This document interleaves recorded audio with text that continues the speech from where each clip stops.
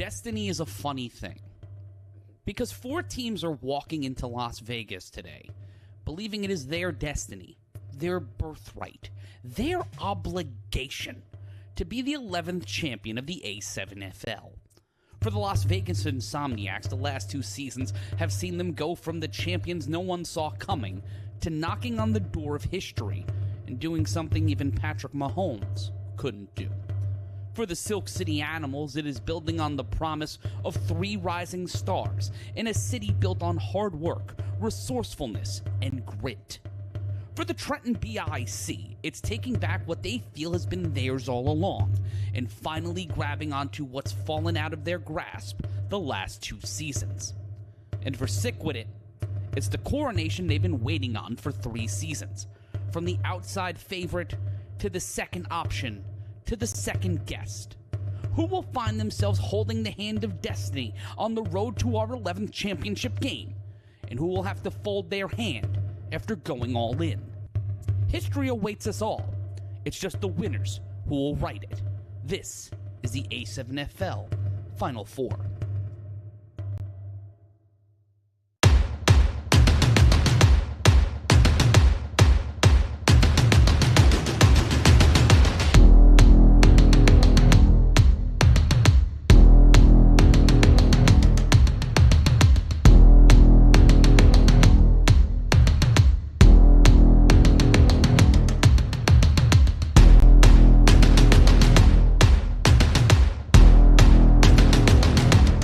We are live from Pinecrest Cadence Academy on the border just outside in spitting distance of the Las Vegas Strip.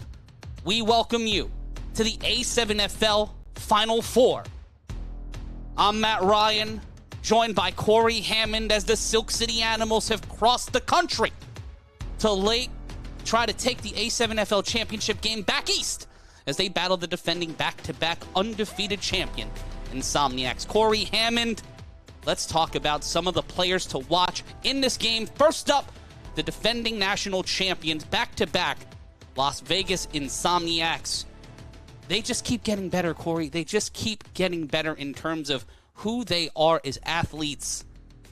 Now let's take a look at those players to watch as we see the lovely homes in Las Vegas. And we see, starting things off with Scott Scooter Hamilton, 2 straight A7FL championships. Eric Schufer Jr., who helped shut the door during the national championship. RTC Wilkerson, Shannon Allen, primetime, has stepped up to the plate. Kenny Mack, one of the most dominant offensive linemen in the league. William Carswell, a rookie who stepped up. Richard Washington, a.k.a. Juice, in his 2nd season, alongside Davick Clark making a return. And what might be the most dangerous man to return to football in this league right now, Donye Lyons. Corey Hammond, the Insomniacs are loaded for bear. But we can't forget about the Silk City Animals. We'll break down both sides in a second. But David Tender and Zay Gonzalez, who's been a revelation as a rookie this year. Manny Diaz will not be in action today, but Kwani Morgan has to step up here. Larry Wingo will have to step up here, Corey Hammond.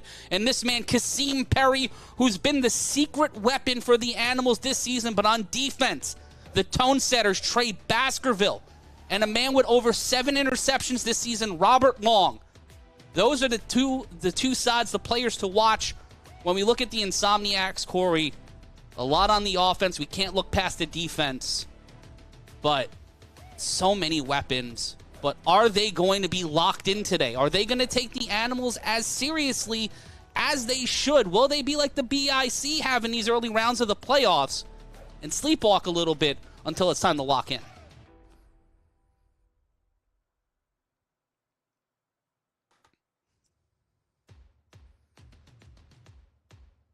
Hold on 1 second, Corey. We lost your audio for 1 second. It's not your fault, but just the elements of technology. We have you back now, Corey. But we'll get your thoughts when we return. Technology will not beat us, but one of these teams will beat the other. Who makes their way to the A7FL championship? We are in the desert. We're back with more. Stay right where you are.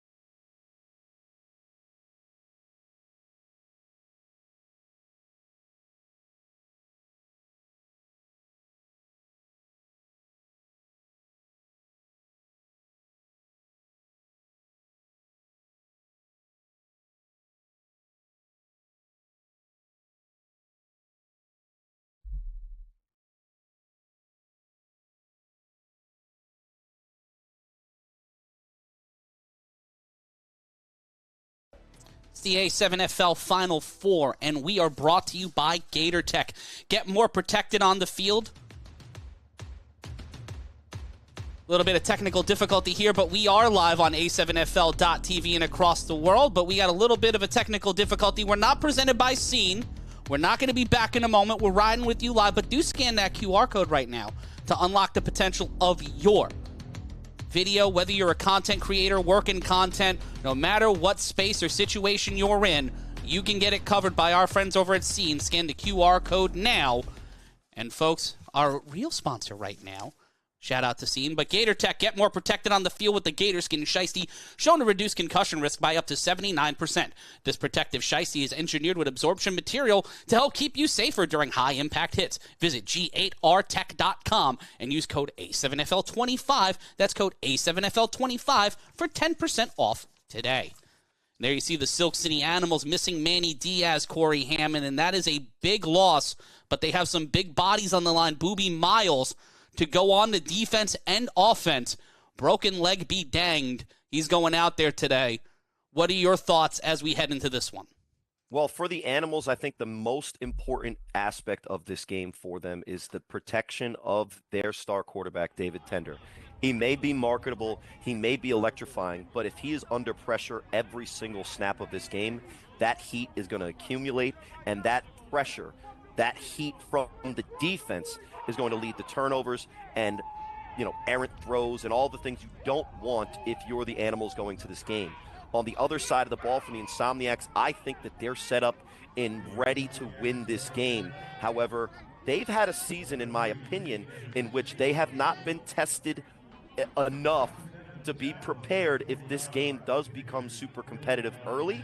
So for me, the key to the game is if they establish dominance and try to will the fight out of the Animals early, that's probably their best case scenario, because the heat will be a factor for both of these teams, but more so for the Animals that travel across country and are a little bit lighter in the reserves. But Matt, we're set off for a 3-on-1 throw-off, and the Animals are going to start this Final Four. I'm excited. I am. We finally get to see this. It's no longer theoretical. It'll be, I believe, Shannon Allen throwing the ball off, and the A7FL Final Four has begun, and it will be Quani Morgan to return. Morgan will eat the turf monster. He will slide just past the 30-yard line, and it will be 1st and 10 for the Silk City Animals. A shame there that he didn't have his footing. Now, that might be something to keep an eye out for, because you saw the aggression and the strength that Quani Morgan was attacking that 3-on-1. He wanted to see if he could get his shoulder down. Unfortunately, that plant foot doesn't grab, but it's still 1st and 10 for David Tender and the Silk City Animals. Tender in his second season, A.J. McQuaig staring him down. And he has been a voracious animal on the defense. But this Animals offense, 3 wide receivers, set Zay Gonzalez in the slot, the snap. Tender will step up, he will throw. That is swatted and is intercepted. Intercepted by the Insomniacs, and the defending national champions see blood in the water. It is not Shark Week, but they are feasting. That is Vincent Thompson, a.k.a. Mr. 3 and out. But it is 1 and done for the Animals offense. Yeah, that's exactly how you do not want to start a game, of course. But what really causes this is the pressure, the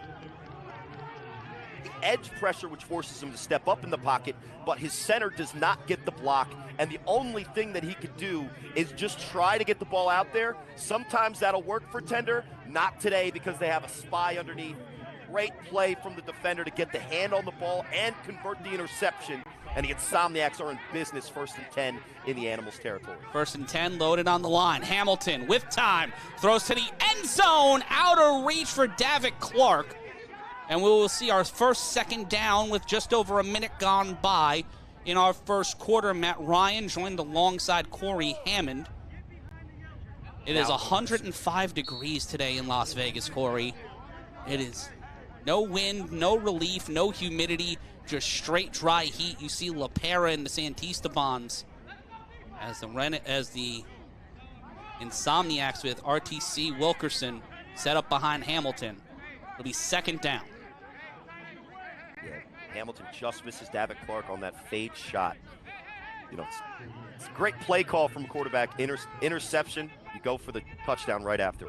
They load up for the run. RTC will plow through for a gain of about 5, and it will be 3rd down. And you see Trey Baskerville there not getting the most out of him right there, as it will be 3rd and moderate. Now it's good. Actually, that's a good play from the defense for the Animals. All year, the Insomniacs have called simple run plays like that and have just dominated the defensive line across from them and gotten whatever they want. You see LaPera there is still getting in on the action after getting blocked, and it's 4 hats to the football. They're going to need all of those guys to bring down RTC today. But it'll bring up a 3rd and about 6 for the Insomniacs. 4 on the line, the handoff, and there's an opportunity. Gets him by the jersey, and it will be 4th down. And they hand it off to Munchie with RTC, the up back. And on 3rd and medium, you normally would see a team maybe go for the pass. But the confidence that the Insomniacs have in their ability to block, they thought it was going to be easy pickings. And it looks like there might have been a call on the play. Not sure what that would have been. We'll see what the call is. But that's a great tackle from LaPera to bring a guy down by his undershirt. Flag on the play. We'll await for what the call is. It's an extreme heat warning in Las Vegas, and the extreme heat right now, pressure on the Animals defense as they get called. It was an illegal defense. I don't know. It might have been a shift. I don't know. You're allowed to tackle somebody by their shirt if it's hanging down there. I don't know. We'll see. Fresh set it down. 3rd and short. Is it 3rd and short? The handoff, the toss, and that is Wilkerson, and he will be stopped inside the 15. That will be enough for a 1st down if they needed it, and it will be possibly a fresh set of downs for the Animals. Now, they only needed about 3 after the penalty, maybe a little bit less, so they probably converted the 1st down there. But that's a really good sign from the Animals defense. Trey Baskerville was on roller skates and somehow was still able to make the tackle with less than a 5-yard gain from RTC, who he's stuck a little wind there, but is the premier running back, especially power back, in the A7FL this year. But it'll bring up 1st and 10 the for snap. the Insomniacs. Hamilton under pressure, caught. Davitt Clark slip slide. Touchdown, Insomniacs. Great throw, easy play for Davitt Clark, and if Scott Hamilton's accurate, he's going to get a lot of those opportunities today. First points on the board, and the Insomniacs are in business. And they already have gotten into the kitchen of the Silk City Animals, as it's 6-0. And we're live here on A7FL.TV. And that's kind of the Insomniacs offense, Matt. They're going to set up the play action pass with a power run game. And a correction, it is 6-0. Not 12-0. It is 6-0. It'll be an untimed down. The extra point attempt. Incomplete. And there's the flag calling for pass interference. Cora, I don't know if that was or not. Well, it was tight coverage. It might have been illegally tight. Just for fans at home tuning in for the first time to the A7FL, after a touchdown, the point after is not used or converted with a soccer player. It's going to be real football plays. And from the 5-yard line, they're going for the 1-point conversion. That time on the slant route, tight coverage on the outside. Looks like it's going to be half the distance to the goal. And the Insomniacs will get a retry from the 2.5-yard line. And it seems like they're bringing in some extra big bodies there. And on the right wing is Eric Munchie, a wide receiver that can absolutely block for his running back. The handoff, and they will just peel to the outside and walk this one in. That's carried in by number 28. That's Richard Juice Washington, the second player after the pass interference. And that one is 6-0. And folks, if you want to go to where it's efforts always over excuses, get custom athletic uniforms for athletes of all sports and ages at tpg-sports.com. That's tpg-sports.com. Get your custom A7FL jerseys there as well. Matt Ryan joined alongside Corey Hammond as we're live in the A7FL Final Four. 7-0 is your score, and we're so glad you are joining us. And Corey, the Animals on the back foot here, not what they wanted on a return. David Tender failed by the offensive line. The lack of big bodies against this Insomniacs defense who like to pressure. What do you do here? Well, I think Kwani Morgan could be the equalizer there. He's no stranger to taking these 3-on-1s back, and it looks like he's going to have another opportunity here. And that one will bounce, and then we'll roll out a play. And it seems like we can hear, it sounds like someone's having a polite conversation by the camera. That'll be a dead ball penalty, and that'll be a dead ball run for Kwani Morgan. Yeah, and that's a huge advantage for the returner. Ball in hand, starts at the 25. Normally, an average return will get to midfield, which would be great field position for a response for the Silk City Animals. But again, it gives a very dangerous guy with the ball in his hands an opportunity to make the first man miss and put on the afterburners and maybe put 6 on the board. Here's Kwani Morgan with his answer to a great start from the Insomniacs. Morgan will get past the 35, and again, Morgan can't twitch. Yeah, is he wearing And they're ice saying skates? that he fumbled the ball. Nah, he's down by he's down on the. They're saying it's Animals' ball. Yeah, no one touched him, so him dropping the ball is maybe the question there. He's clearly down, but somebody has to clarify here because the 3-on-1, there are a little bit of a different rule set, but this would be an absolute disaster if this counts as a fumble. Nobody touches him when he's on the ground. So if he's not down by contact, it would be 1st and 10 for the Insomniacs. But and they're calling it a fumble recovery. This is the absolute nightmare scenario if you're the Animals. You're giving an offense that it can easily put points up on the board, spotting them potentially 14. And the throw, and he can't hold on to it. David Clark almost gifted another tutty on 1st and 10. The Animals defense. This is not looking like the Animals we've seen the last 3 seasons, Corey. They look like they are on their back foot and in trouble. Yeah, well, David Clark, if he catches that, that's 13-0. Animals have 1 offensive play.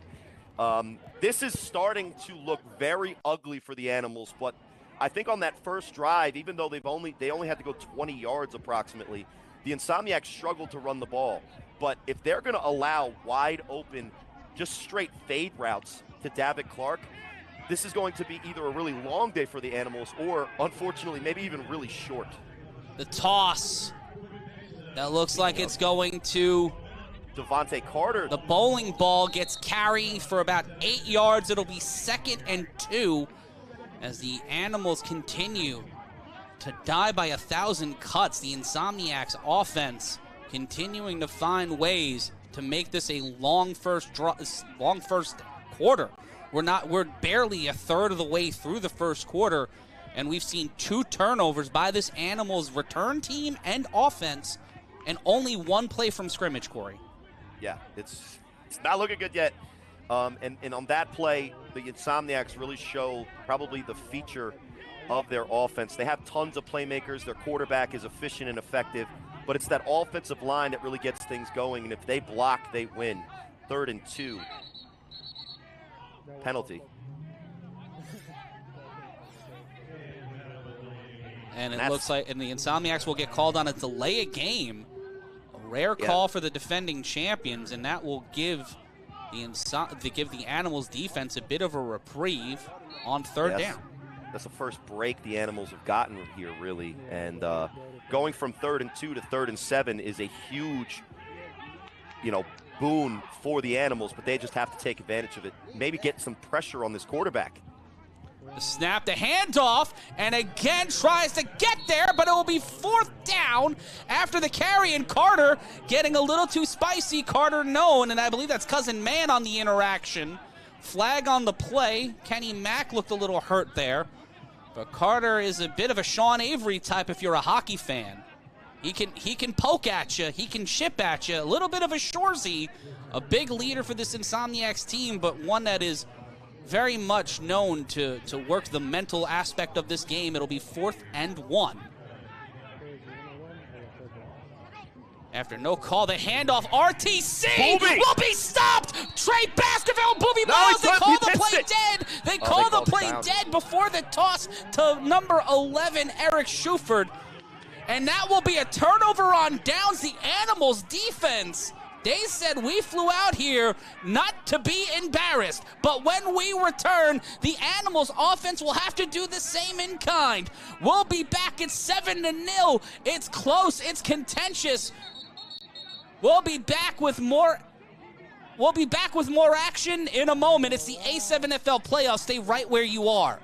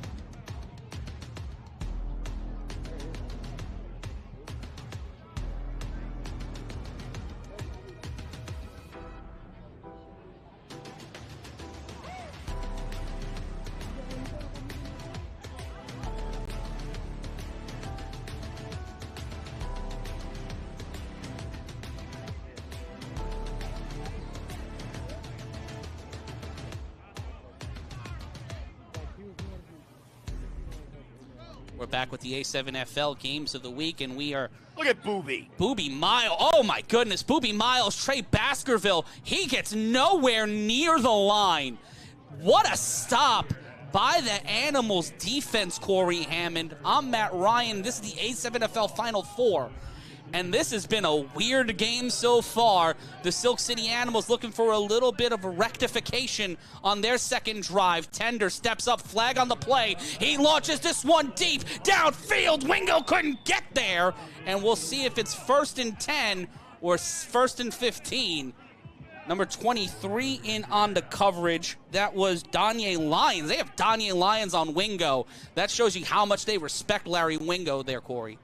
Well, and the way that their defenses was lined up to the trips of the Animals, listen, I talk about the quick screens all the time, but take what the defense is giving you, especially after your first play.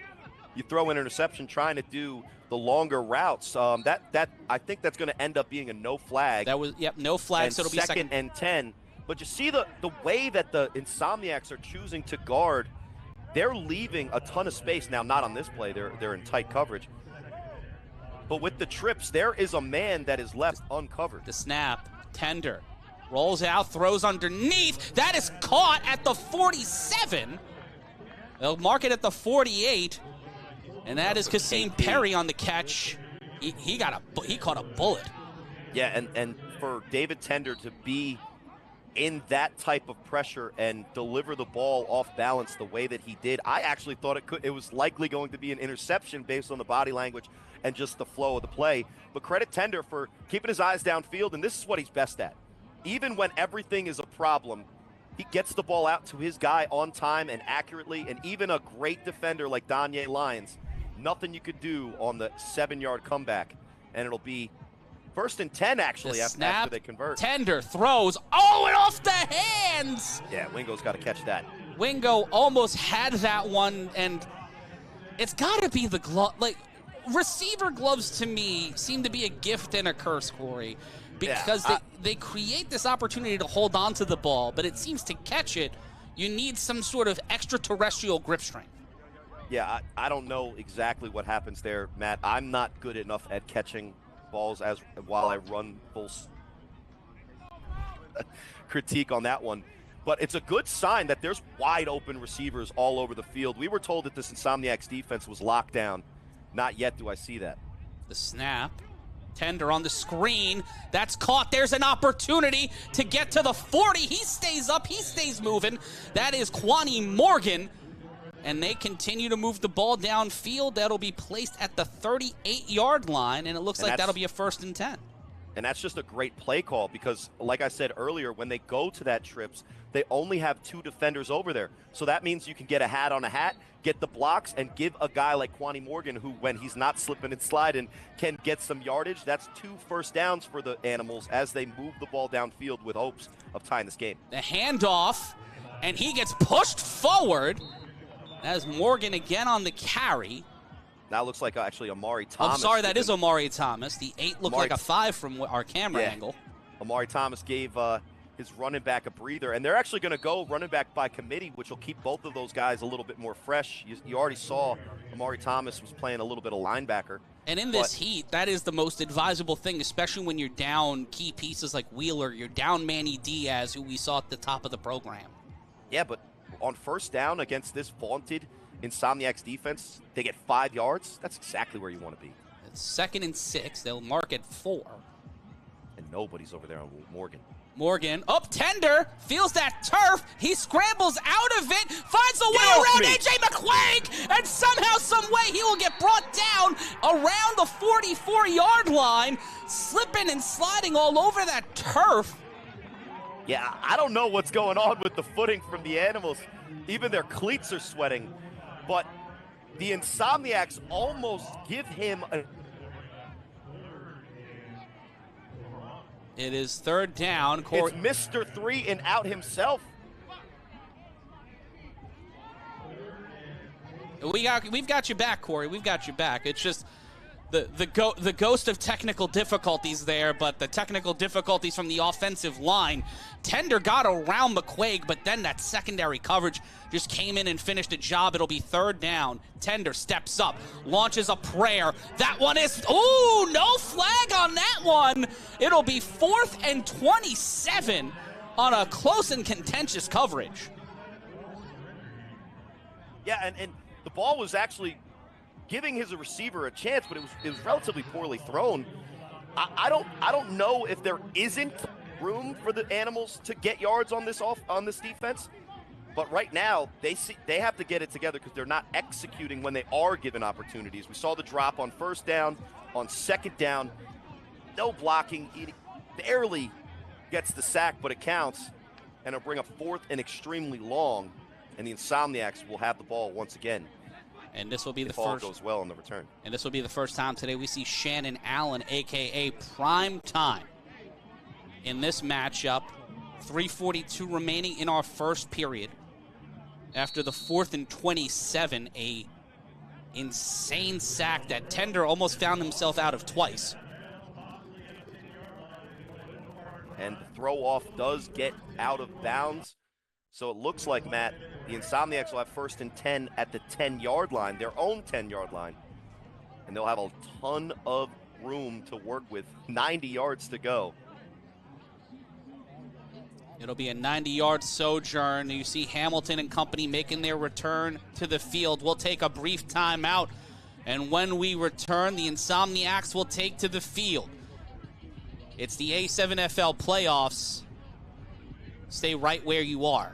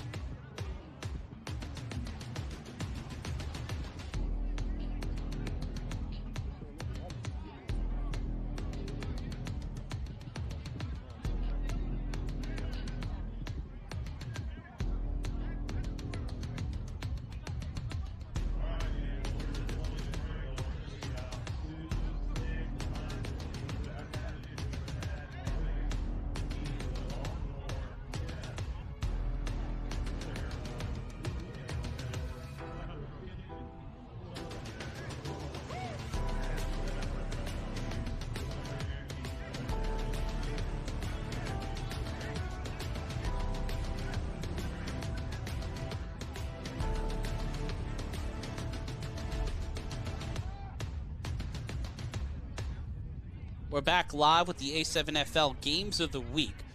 Matt Ryan joined alongside Corey Hammond. It'll be a 90-yard sojourn.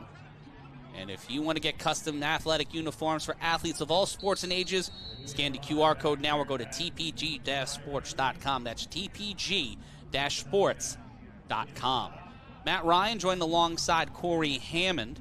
And after 2 3-and-outs on both sides, it's still 7-0 in the latter stages of the first quarter as a bag floats through the frame as this Fellini film turns into an American Beauty in Las Vegas. It's 105 degrees on the screen. A chance for Davitt Clark. Davitt Clark off to the races. He gets caught, though, and he is brought down. A huge gain nonetheless, and it'll be 1st and 10 for the Insomniacs. They eat up about 60 yards, and it'll be 1st and 10, 3:16 what left to go in the first. And look, he started the 10-yard line. Start off with a really easy pass for Hamilton. Quick screen out to Davitt Clark. But the key is there, you see Schwenk getting out and blocking in front. That's the center. Nightmare getting out in front to block. And if Davitt Clark gets free from this, that's all she wrote. Credit the defender for making the touchdown-saving tackle, but that's a great play to start this drive for the Insomniacs. It'll be 1st and 10. They marked it at the 39-yard line. And you've seen so far when the Insomniacs choose to run, the animals are selling out. The snap off the screen. One more time underneath. He is swarmed by animals. They toss it back to the big man, and he will lose the ball. And that is number 28 who was brought down. That's Juice Washington. Yeah, they go the same play call, which the confidence that they have to call that is impressive. Right? They know when they do play action, the animals have to sell out to stop the run. They almost get to the quarterback there. But this is just nonsense. If you go upfield instead of going across the field, you're going to get an 8-yard gain. And then you toss it back and potentially allow yourself to turn the ball over in a situation where the Insomniacs should be dominating right now. There's been a couple of good plays for the Insomniacs, but it also seems like a little bit they're playing with their food. 2nd and 12, the launch downfield, and that will make it 3rd down. Another laser beam directed to Davitt Clark, and that time does not go, Corey. Yeah, 5 passes to Davitt Clark, 1 drop, 2 missed, 1 touchdown, and a quick screen. So they've filled out the bingo card to Davitt Clark here in this first quarter, but you could just see how dangerous of a player he is. He's pretty much open on every opportunity. The heat affecting the technology. The ball gets knocked loose. That'll be incomplete. And another 4th down situation for the defending back-to-back champions. Say what you want about the Animals' offense so far today, Corey.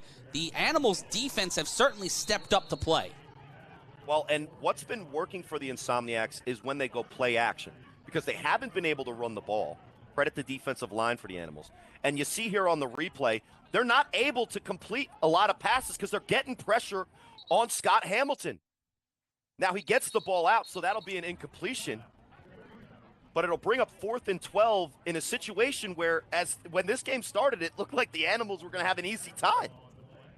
Not so much after that first play. The defense is putting each team on their back foot. An official's timeout with 43 seconds left to go in our first quarter. Coming up at the top of the hour, a challenge on the field. We'll try to get a note on what the call is. We have another angle. Yeah, this is a similar play to last week's BIC Renegades game. The ball goes forward. So physics, to me, says that that's a forward pass. It is to an eligible receiver, so it should not be. It was ruled initially incomplete. It was ruled an initial incomplete pass. I believe the call is trying to say that it was, in fact, a lateral. It looks forward. And it is to a receiver, so I'm pretty sure that they can't come back and say that this was grounding. But to me, even though the pressure was on Scott Hamilton and there was somebody that affected the throw, this is clearly a forward pass attempt. Yeah. Now, to be clear, Renegades situation in which the ball went forward from Sarah Codrington could have been called a fumble. I was not on board. But this, to me, Matt, if we're going to talk about the Sterry situation, then it's a completed pass. Then it's a forward pass. Absolutely. It's an incomplete pass, that is all. my understanding of the rule, and when it gets down to the nitty-gritty like this, it comes down to your understanding. Yeah. Is if the quarterback's arm propels the ball forward, whether it's a spiral, whether he has full control of it, if it's forward, it's an attempt. And you can see here, I think from these replays, the more important part is look at the pressure that's being put on Scott Hamilton for the first time in almost a calendar year. Are they saying that they swatted it out of his hand? Like, they're trying to call it a fumble because it did look like it might have gotten hit. But that is hard to call. That is a hard play to overturn. Yeah, but you see his arm is moving forward. To me, this is clearly an incompletion now. As they look at the replay, thoughtful minds could disagree. If the ball is punched out and he has no control of it before his arm moves forward, maybe we're talking fumble. But usually in these situations, if the quarterback, even if he has to struggle, propels the ball forward with his arm, it's clearly a pass attempt and should be ruled incomplete. But either way, another big statement by this Animals defense. It would make it 4th down, Corey, which is another big boon in the hat of this Animals defense ever since that first drive where they got knocked on their back foot after that fumble on the return from Kwani Morgan. The challenge has been confirmed. A fumble. It is Animals' ball. And so, fumble. Wow. I mean, listen, refs saw something. Maybe I didn't. That's a tough call, but it puts the Insomniacs in a situation where if they're being put out on defense, whether Kenny Mack can effectively propose the Chewbacca defense or not, that's exactly what the Animals need to kind of get the momentum on their side and put the Insomniacs in the position where they're going to have to start making the plays. And we just had Dub Alvarez join us here. Dub, if you can just mute that background noise around you, buddy, when we get a chance. You got to mute yourself, Dub. And we have Dub Alvarez. There we go. Dub Alvarez joining us. We'll throw to him after our break to get a little bit of an understanding of what the mood is right now in Las Vegas. Because, my goodness, that is a momentum-shifting play as the Animals get a 3rd chance in this first quarter to put points on the board on offense, Corey. That feels like they cannot squander this opportunity. They have to make something of this drive. Well, and they have to get on time with their offense. A lot of the plays they're running are taking way too long to develop, and it's not giving David Tender an opportunity. The snap, the handoff, and again, Kwani Morgan cannot get a grip on the turf here in Pinecrest. He falls exactly at the 1-yard line. Every time he tries to cut, Corey, he finds himself just eating the turf. Yeah, and when you're consistently losing that battle against the turf, you have to adjust the way that you attack the run. You have to go with the shorter steps under control. I'm pretty sure that he could still get some yards there. He's so violent with his acceleration and his jump cuts. They're not working out for him yet. And this will be the end of our first quarter. This will be the final play of our first quarter. No, correction, it's 3:46 left to go. Tender will carry it. David Tender will throw this one. That's caught. Slip, slide. Larry Winkle's got to put on the afterburners. He's got to run this one out. This ain't the Renegades. This ain't the Hawks. It's the defending champs. Touchdown, Silk City. They find a way late in the first to get within 1. And you see the vistas. You see the mountains. They've got a long way to go before they can celebrate. But the climb has begun, Corey Hammond. I'm really not sure what happened on that play from the start of it. There was a lot going on. They go in the motion that sets up the jet action. Then they go into what looks like a speed option look, and nobody covers the wide receiver that sneaks down the field. We were told, Matt, there's 5 number 1 corners on this team. I see 0 corners in the frame when the pass is thrown. And Larry Wingo, man, you can't play with the Insomniacs like that. Get in the end zone. That is a huge touchdown for the Animals. And a correction, that was the last play of the quarter.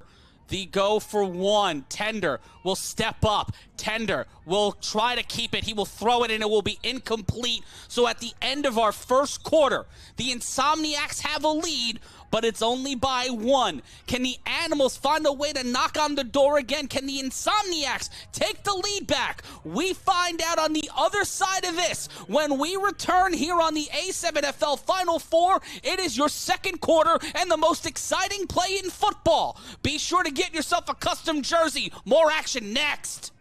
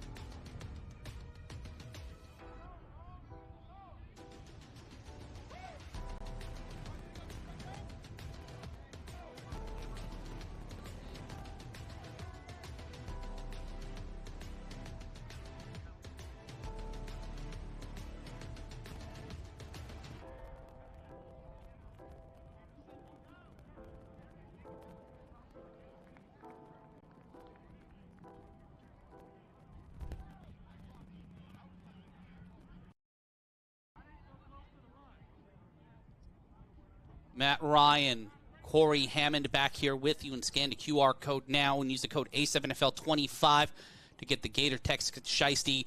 Get more protected with Gator Skin. Gator Tech. It feels like Gator Skin right now. It's hot. It is very hot in Las Vegas. There's a severe heat warning, and right now the defenses for both teams, Corey Hammond, have put severe heat on the offenses, but it's time for the most exciting play in football, the 3-on-1 return. Danye Lyons on a live ball, but Danye Lyons eaten by the turf monster. And that is the surprising play and a surprising game. But let's go to the voice of A7FL Nevada, Dub Alvarez. Dub, what is the feeling out there on the field right now as the start of the second quarter?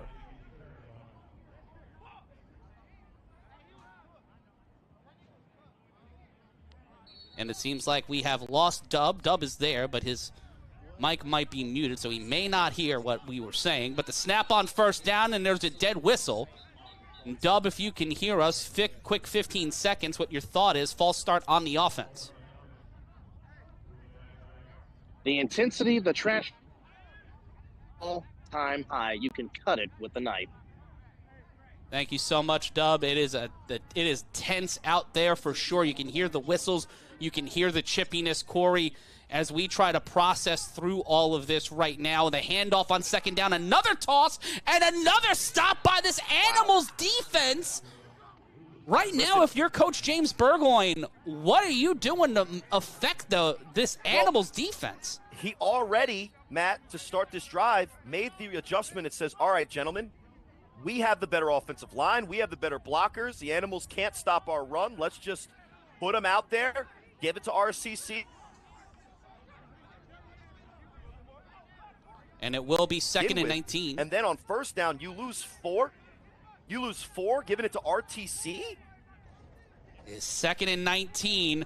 Corey, that was a good point. I don't know how they're able to make that stop. The handoff, a toss again. This time they have the seam, but it is not enough. Another tackle, that time by number 19. And a big stop by the Animals defense. Looks like Kadir Council on a very important open field tackle on a guy who's not easy to bring down. But the Animals and the Insomniacs are walking back on a holding call. Holding on the Insomniacs. Now that is a rarity, Corey Hammond, where this Insomniacs team even needs to find an inclination to hold. What I've seen so far from the Insomniacs offense is that when they throw deep passes to David Clark, he's wide open. They can't seem to get it except for that one slant, which was a short route.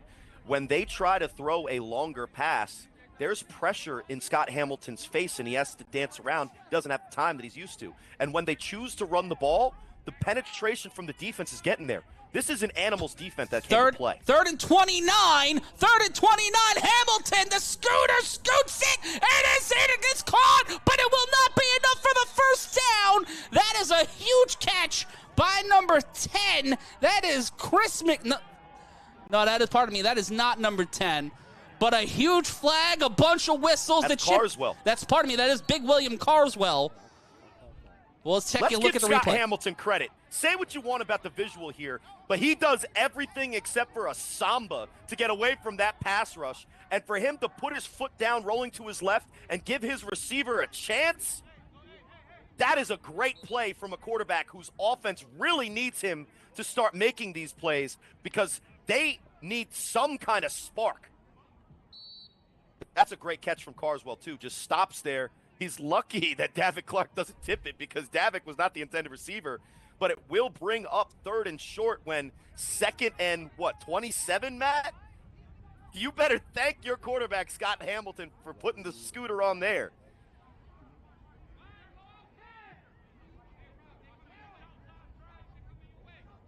Third and 2, the give is to RTC, and he's stopped again for a short gain, but it probably will be enough for a first down. This Animals defense has come to stop the run when given an opportunity so far. Certainly have, Corey. They call it exactly at the 40, so that'll be a fresh set of downs. And the running game, which was stifled early on in this drive, finds a bit of new life in the early third of this second quarter. Well, if it wasn't from the heroics on the previous play from their quarterback, that's probably 4th down. Hamilton, with time, throws this one deep downfield, trying to find, cannot get him. David Clark again on the deep ball. Just trying to, he's throwing the ball so deep it's breaking our cameras, and it looks like they called that one complete? No, flag on the play. We're trying to get any sense. Was it pass interference? Well, they're moving down. And it looks like it'll be at the spot of that ball. Pass interference. It's a PI. Thank you, Dub. It was a PI, guys. Well, we didn't see the contact there. Obviously, spot foul is a tough break for the Animals. Here's the replay. Oh, Not sure where, not sure how. But the penalty's the penalty. That and camera. 1st and 10. That camera in one of those angles where you go on a cop show and it's like, oh, it's accidentally bumped a bit to the right. Yeah, what you want? What you gonna do on 1st and 10? The snap, the screen, and that one's bobbled. Is that a loose ball or not? Either way, the Insomniacs get called dead. It'll be 2nd down as a forward. That was forward. That's an incompletion. And it's probably a good read from the quarterback, but for whatever reason, Matt, in this, what I've been calling week 1 for the Insomniacs, because this regular season was kind of a cakewalk for them, they are not in sync. They are not getting the job done so far on offense, and they need to put it together because this Animals defense has come to play. The snap, 2nd and 10 to throw to the end zone, incomplete. No call there, and it'll be 3rd down. Munchie looking for something there and was not getting the ball, and it'll be 3rd down, Corey. I think it was more concerned with looking for his Dodge Charger to do donuts with in the end zone after the score. But that time, give the Insomniacs offensive line credit. They gave Scooter Hamilton a pretty clean pocket.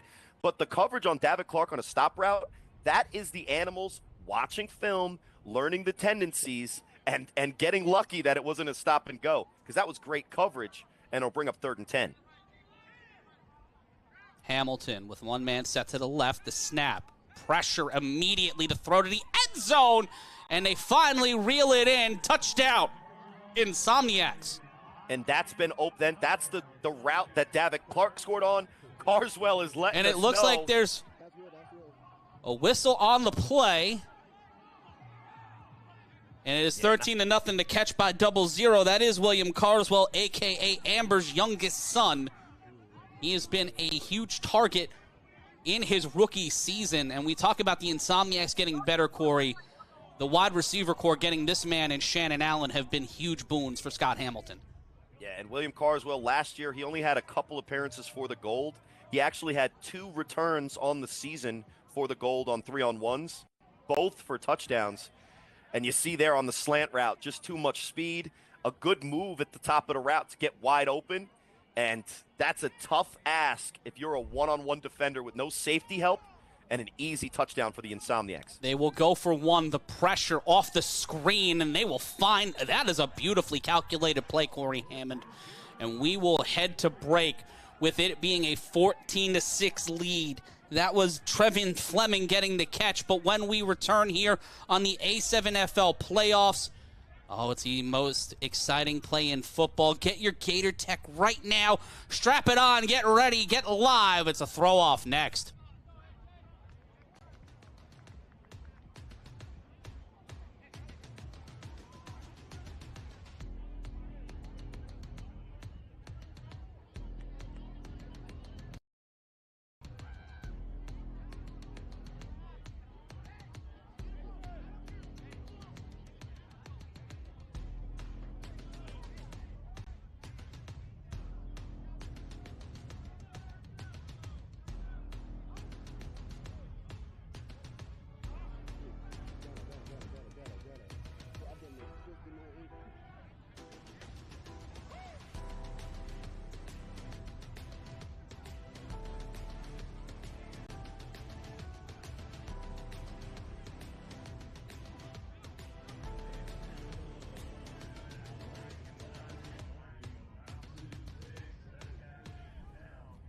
We're back live with the A7FL Games of the Week, brought to you by Scene. Are you a content creator or business owner managing oceans of live and recorded video? Are you looking to better optimize and monetize those assets? Scene helps you get complete control over your video content, organize inventory, and maximize monetization with shoppable prompts and ads at optimum times to generate and increase revenue. See it in action at a7fl.tv and learn about it, the next level of video commerce and social video scaling at Scene. That's SEEN.com.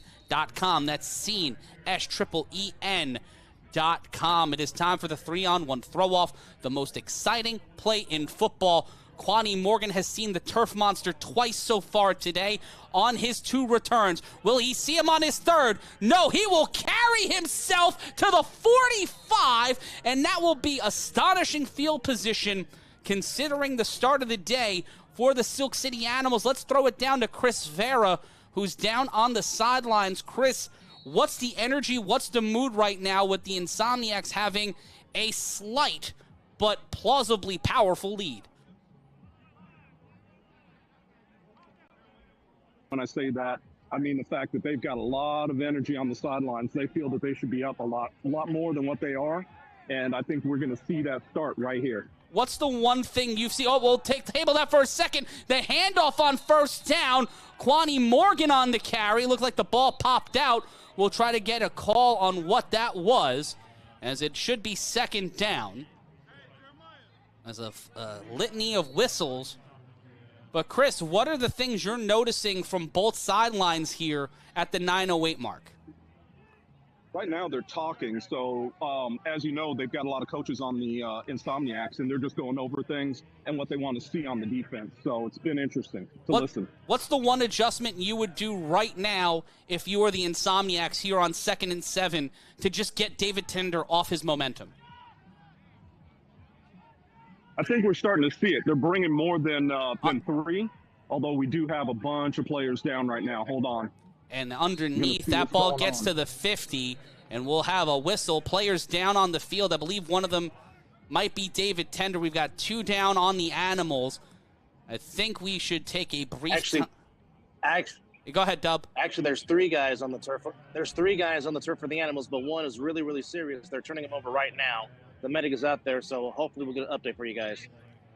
and one is Tender. He Yeah, still hasn't gotten up yet. David Tender is down, and I think we'll take a brief timeout here as an injury timeout.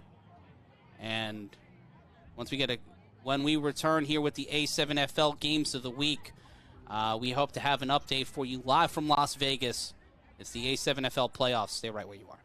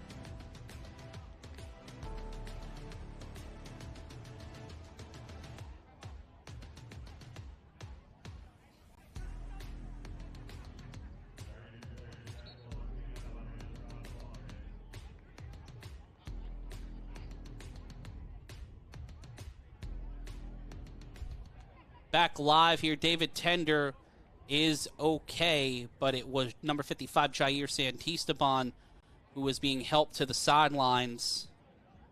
Unsure of his injury, but we'll get an update. Long-time A7FL vet. He helps with his brother run this Animals team. A lot of hard work and dedication has gone into making these Animals a winner. Tough to see him, but at least he's walking off mostly with his own faculties. You see the camaraderie there. Get him to the sideline, get him rehydrated. He should be back out in this game. And a shout-out to the team in A7FL Nevada, everybody who works on the sideline there, all the staff there who have been helping make sure that our guys are hydrated with all this heat and stuff. I know that the Insomniacs are standing on business and not letting the heat affect them, and the Insomniacs have been spending a lot of time in the tent. But to be honest, we've seen a lot of times with the Patterson U and Trenton BIC spend a lot of times in Asbury Park inside the tent. So it's not crying because it's 89, right? But the humidity's at 125%. True. It's like a jungle out there.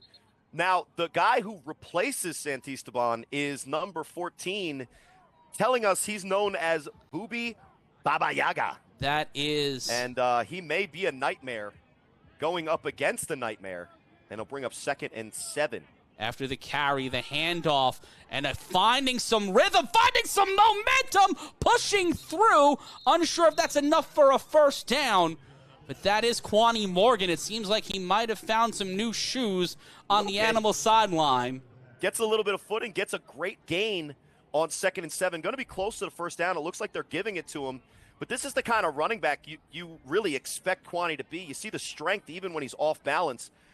But I'll say this, the Insomniacs, they're missing a really key part of their defense. Jeremy Reeves, who last year was one of the Rookie of the Year candidates on defense for this team, they don't have him in the middle, and if the offensive line can get lanes for the running backs of the Animals, that might be something that they look at to kind of keep this game under control as they're battling both the defending champs, the two-time defending champs, and the Heat. That I think will continue to be a storyline. If you want to follow at Mo Digga, you can. He's got his ad out there.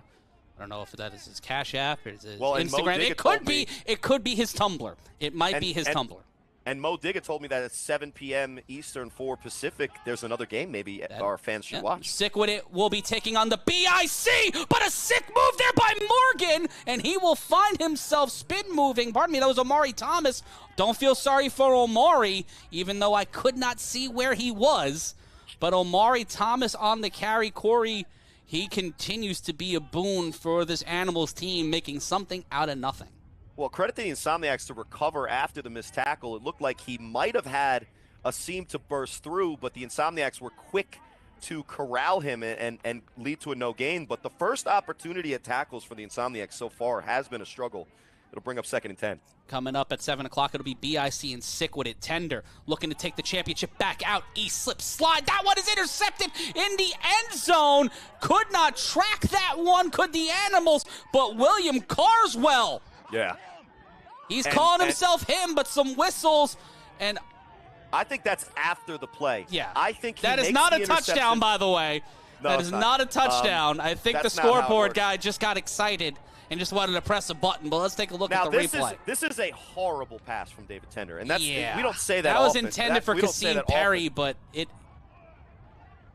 So this is the penalty right here. He throws the ball probably when he shouldn't have, and says maybe a couple of choice words to the cameraman who had nothing to do with anything done to William Carswell personally.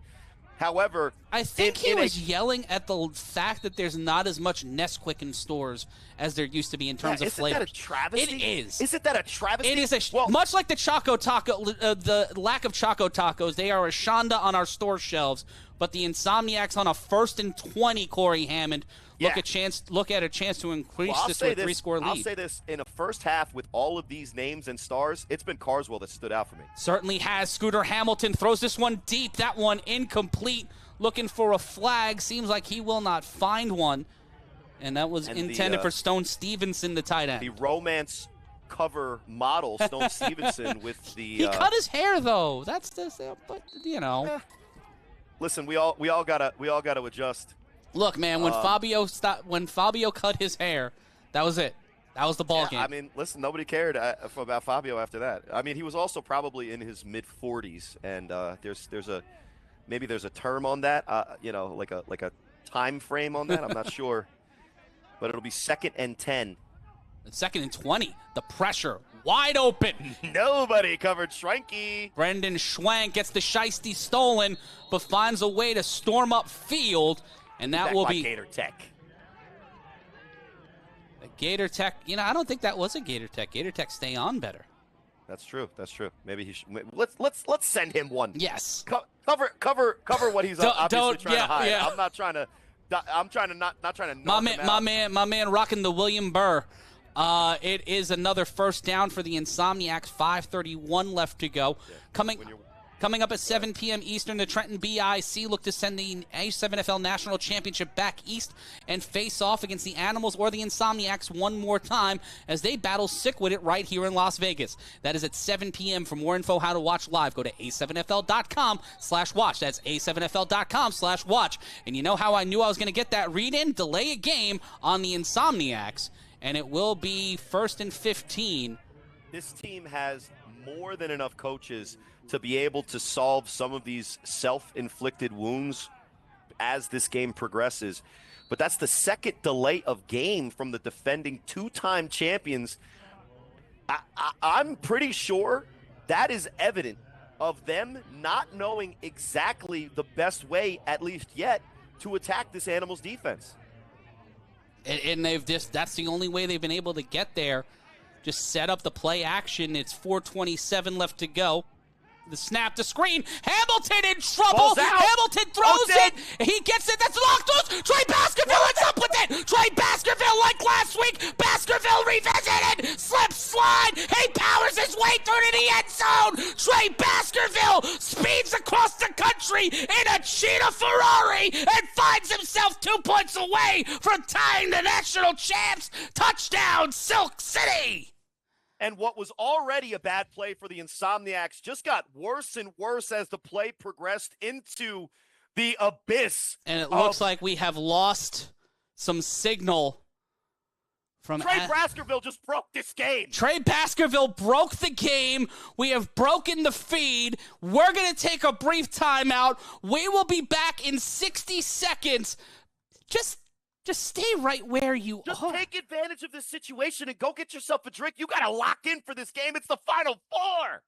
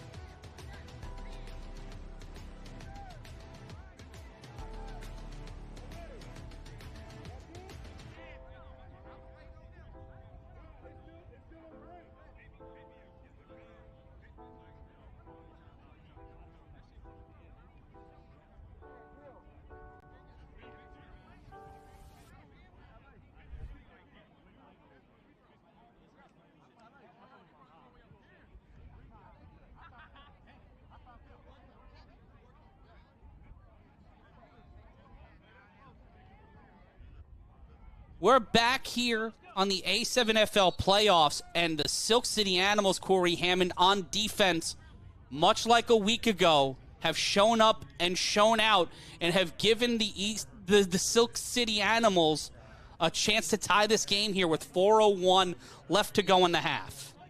And the Animals, say what you want, they came here to play. And they made a ton of mistakes, but they're getting themselves back on the board. But this 2-point conversion is huge to tie it. Tender can't stay upright. He has to roll around. The ball falls out of his hands. And again, the turf here in Pinecrest. Cunningham in on the tackle, but once again, the turf here in Pinecrest serving no good to the Silk City Animals. Anybody that's been watching NBA playoffs or WNBA, even though Caitlin Clark is out, and hopefully she returns soon because it's hard to watch, you know the guys that come out with the towels. Maybe we need some of those on the turf. Everybody's slipping around on that side of the field.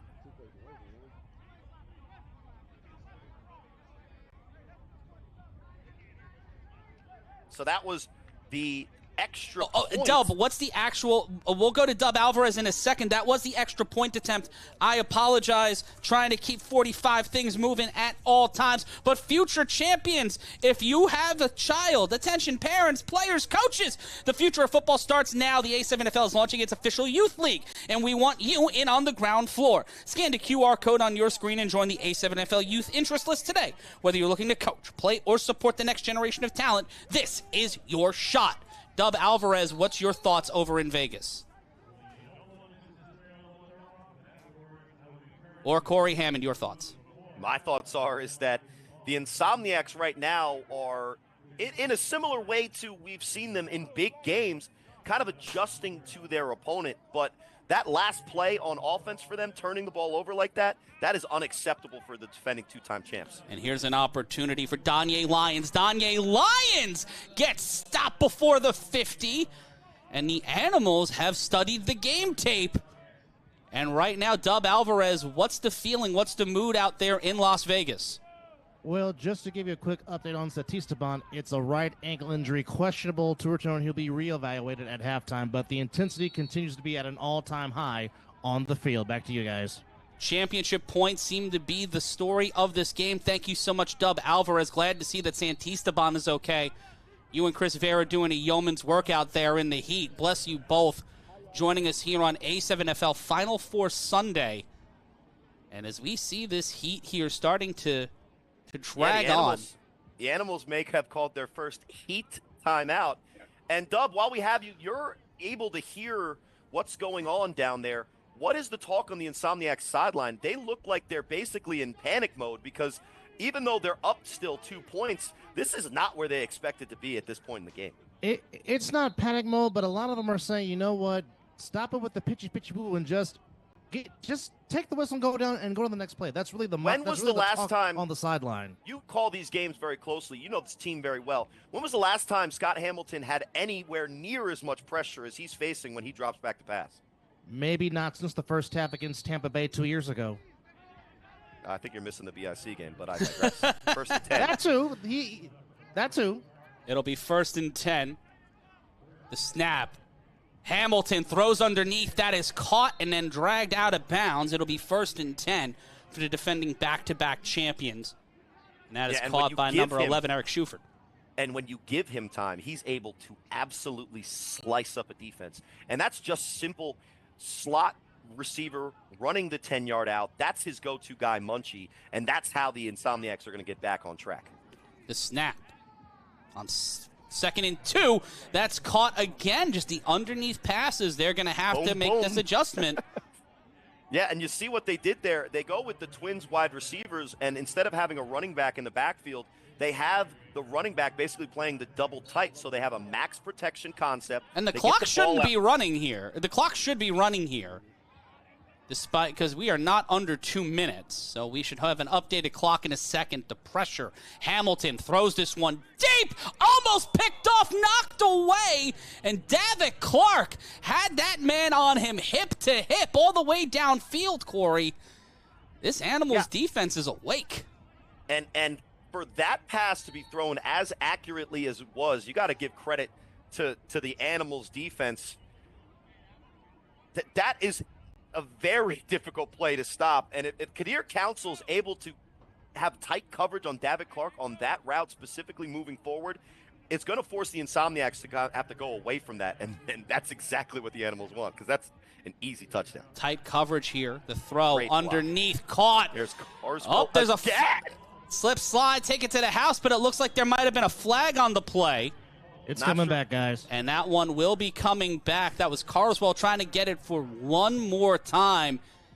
Dub, give us your thoughts on Carswell, because every time I've seen him and Allen on tape this year, especially and it's holding on the offense, another holding call on the Insomniacs here today, Allen and Carswell, they seem to be the future of this Insomniacs offense, and that's saying a lot.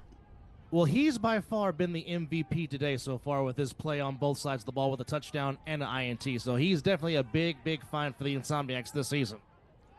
It'll be second down. Oof. Not where you want to be. Pressure for Hamilton. Almost gets hit. Caught by the big man, but he gets brought down exactly behind the marker, and he will be called down at the 25, and it'll be 3rd and 1. The play is made there by Hamilton, adjusting in the pocket. Gets to Carswell on the same exact play that they just got. And I think that's going to be a break at the 2-minute, Matt. 2-minute. Already 2-minute warning. We're at the 2-minute warning. We're flying so fast, sweet babies. We'll have the end of this half next.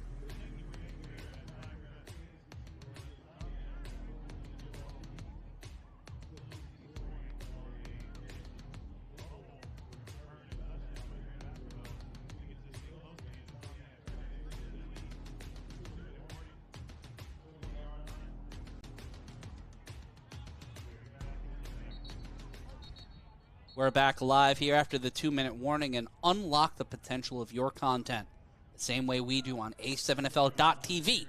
With Scene, go to AshTripleEN.com or scan the QR code now and figure out how to manage oceans of content. Omari Thomas, he calls himself Smari. He's been making smart plays behind the running back, but now he'll have to step up on defense. After the 2-minute warning, 14-12 your score.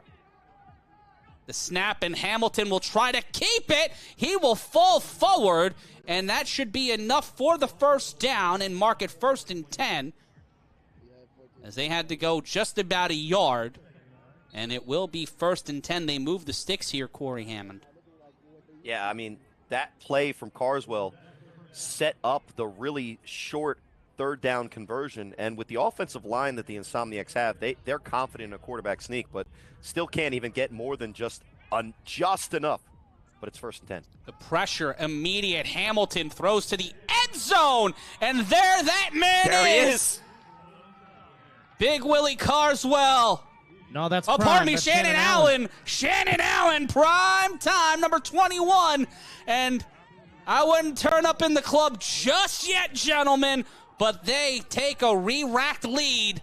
And there's that man Carswell again, talking that talk.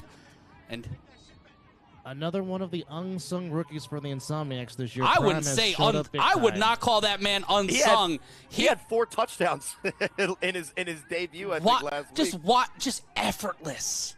Yeah, and it's that same concept. It's the slot receiver running that slant across the field. The Animals have not been able to cover the slant one time, and the Insomniacs take advantage of it for their third score. And championship points are the key here, and this will be the first missed championship point of the afternoon for the defending national champions.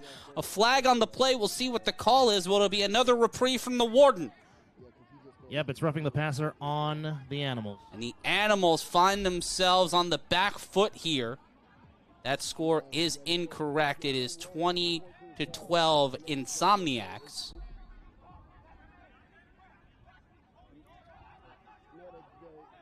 Shout out to our staff out all over the world. We are touching so many points today. Corey's in Buffalo, Dub's in Vegas. Got Ryan DePaul managing the farm out there. Shout out to Derek Duncan. And then minding the store on highlights, Zach Morgan, our intrepid producer. We've got Chris Vera out there making sure Dub is nice and polished for that summer heat. Going to the balls and cotillions. A reset here for the Insomniacs. And again, no championship points for the defending champions. Our director, David Soberman, will yell at me at the break about not liking Masato Yoshi as much as I should. But when we return here on the A7FL Final Four, I'll throw $1 in the jar, and we want you to check out Scene. Scan that QR code now and keep yourself rolling down the river of content and manage it. Utilizing Scene, see what it does on A7FL.tv. But if you want to get some shoppable prompts on your content, like Dub and Chris on the other side of the ball every Wednesday night. You can hear what they talk about on the road to the A7FL Championship. But if you want to manage your content the way we do on A7FL.tv, scan the QR code now. Scene. Matt Ryan joined by Corey Hammond. Under 90 seconds left to go in our first quarter. There's KC Cox on the camera. And that championship point being denied keeps this a one-score game. That was huge for the Animals defense. Untimed down. It looks like Wingo will be the one to return this. And Wingo tries the Wingo weep again. And he finds himself weeping as he is brought down at the 22, even though he took some people to the buffet on the way. Yeah, he had a lot of belief, not a lot of execution there on the hurdle. I think the Insomniacs saw the scouting report on Wingo, but more importantly, with only one timeout, the Animals take the field, and they're going to have to try to strike quickly if they want to take advantage. And there has been openings in the defense for the Animals to take advantage of, but this is a situation where it's basically going to be a pass, and that might give the green light to the defensive line for the Insomniacs to put pressure on Tender and maybe force an errant throw. Tender 4 for 9, 81 yards, 2 picks, and a tutty. Tender, without Manny Diaz, has found himself in trouble, and that will flag on the play. They'll call intentional grounding. Santisteban down again. That will not. I don't believe that'll be a touchdown. Yeah, he definitely threw it. He spiked it into the ground. It was from the contact of the pressure, but by rule, doesn't cross the line of scrimmage. There's no receiver in the area. So that's going to be a loss of down and a loss of yards, and not a great way to start this situation if you're the Animals offense. See again here on the replay. Tender, not a lot of time. Santisteban. And it's Cunningham's got the pressure. And that's going to be a matchup all afternoon, Cunningham and Santisteban, especially after the injury. Do you move Boobie Miles to there because you see Santisteban slow to get up? How do you manage that kind of bull rush? Yeah, I don't know if anybody's going to be able to one-on-one stop Chris Cunningham on every single offensive play for the Animals. That was a needle, and he accidentally got a needle ahead on that one too. From number 10, McWilliams. We got holding on the Animals, and it's the rule that incomplete pass, not a fumble. So it will be holding on the Animals, and thank you so much, Dub Alvarez. So it'll be a longer way to go, but the clock will stop in under 2 minutes here in the A7FL. The clock does stop on incompletes and when going out of bounds, so the Animals really have to make use of the time and the one timeout they have remaining. As we talked about earlier, the snap, Tender. Snap, throws, and that one was intended for Wingo. Wingo could not get there, so it will be second down. And so far in this game has been a game of adjustments. Now, where the Insomniacs have failed, they came back on that next drive after giving Trey Baskerville a touchdown because they gave him the football and wanted nothing to do with tackling him. But what they did on the sideline is make the adjustment so make sure they gave Scott Hamilton time, and they're attacking the Animals' defense where they're vulnerable. And so far, the most effective plays so far have been the quick screen when they get out and block in front of it. That's great execution. But also that slant pass has already scored 2 touchdowns for them. The snap on 2nd and 20. Tender cannot find time. Tender launches this one downfield. Wingo with the catch, and Wingo will stay upright. He wasn't touched. They will call him down. But will that stop the clock? That's a first down for the Animals. And if the clock is continuing to run, they've got to make a move here. Yeah, the play is made by David Tender, avoiding the rush, planting his foot, and throwing an absolute dime across the field to Trey Wingo. Trey Wingo. Well, call him Trey because he just put up over 30 on their head. Larry Wingo fooling the cameraman, not knowing where to pan to. Yeah, but this is really where the play is made. They actually are keeping a spy on Tender because he's so dangerous if he chooses to run, which gives him just a little bit of time to get the ball out there. This is an absolute perfect throw because the coverage is there. And you see Wingo uses his body to shield the defender to make sure the catch is made. And that's exactly what the Animals are going to need to continue to do if they want to be able to push the ball downfield against this Insomniacs defense. And timeout called by the Animals. That'll be their final charge timeout. And I think the confusion was he out of bounds or not? He looked like he was down in bounds, which is why the clock began to run as far down as it did. And as they set the sticks at the 47-yard line. Solid return on investment on that play, Corey. The ROI for a big play receiver. And when we are at halftime, we will go through highlights and we will see what's been going on in a chaotic and crazy first half as we await the final 29 seconds of this first half. Completely empty, bottom of your screen. Tender rolls out to his left, launches this one to the sideline, crosses over, picked up by Wingo! Wingo stole that one! Said, nah, son, I'm from Silk City! We wear shiesties and pull what we want! Touchdown, Animals! Wingo got way behind the defense, Matt, and it was actually not a perfect throw from Tender. He does give his receiver a chance, which is why he's going to end up with the yards and the touchdown as stats. But this is just Wingo going up top shelf on top of somebody's head, absolutely disrespecting the little child that was beneath him and turning it into not just a catch, but a score.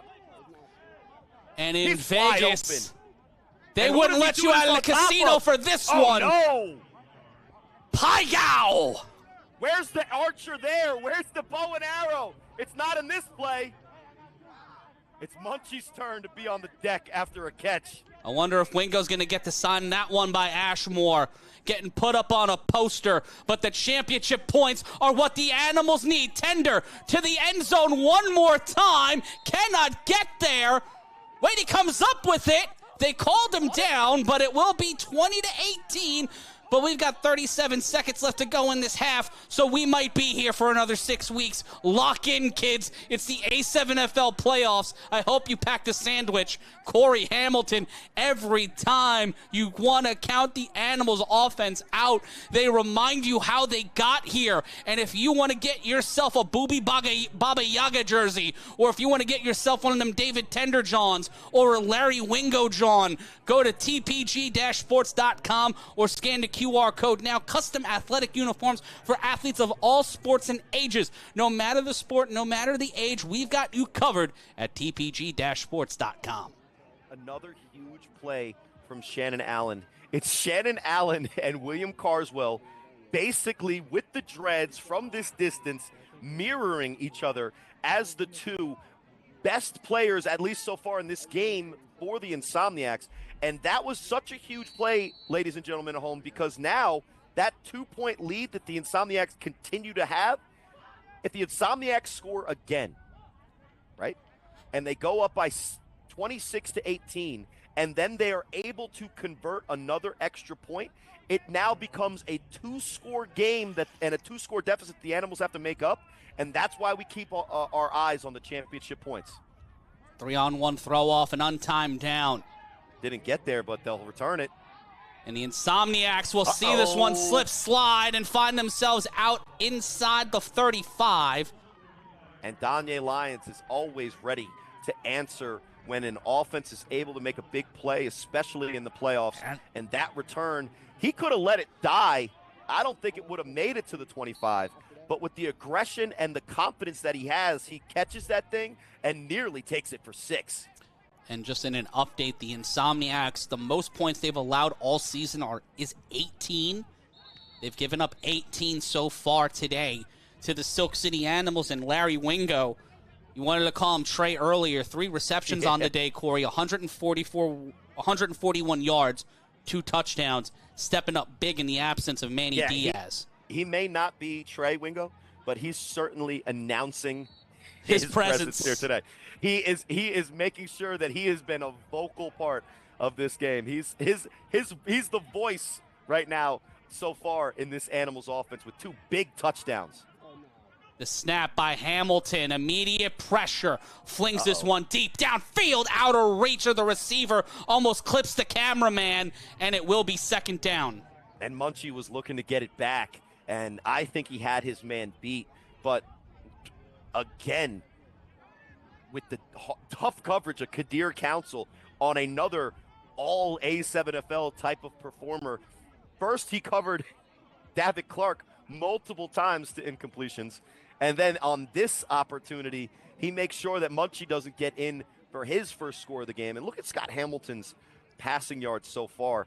It seems like he's been under pressure all day, but when he does have the time, he's one of the most dangerous weapons in this league. 32 seconds left to go, not in counting. Clock stops on incompletes under 2 minutes, and Hamilton, met by Zay Gonzalez, IG Live in full effect, sends the scooter crashing down, and they have to call timeout, Corey. Yeah, and this is an offensive line in Nightmare, Oos, and Schwenk that have really kept Scott Hamilton's jersey completely clean almost his entire career. And you see right now, there's tempers flaring, not team against team, but Insomniacs v. Insomniac, because right now, the Animals defensive line has announced their dominance so far early in this game. And save that one play from Scott Hamilton, he's really played a very crucial part in their offense's ability to put points on the board, because right now doesn't look like the Insomniacs can run the ball consistently. It doesn't look like they're protecting them unless they have the extra man to get that 4th. And look, he's been super dangerous when he has the time, but the Animals have also put on a lot of pressure, and they're basically taking RTC out of the game and forcing him to be a blocker. The snap on 2nd down. Pressure again, and Hamilton brought down, balls loose, and they keep it. Wow. Now, that's likely going to be one of those other plays. It was going to be an incompletion. I think he's trying to force the ball out so that he can get to... I think it's Animals' ball. Wow. I don't know if I love this call because I'm not sure of the call. I'm just going off of body language right now. They're saying he's down. Okay, yeah, thank you, Dub. Thank you, Dub, for saying thank you for that. Matt, I don't know how many times as a quarterback in my career, right, that I've been under pressure the entire game, and I've been getting yelled at by my own center who's missing almost every block opportunity he has. We have a lot of respect for Nightmare, a former Nebraska Cornhusker, but right now he's screaming at his quarterback as if he's the person who's supposed to be blocking. I know Scott Hamilton looks like he can block, but he's playing quarterback right now, Nightmare. Maybe focus on your job, buddy. Dub, what are you seeing on the sideline for both teams right now as we leave this timeout? What is the body language? What are you hearing? What's the mood?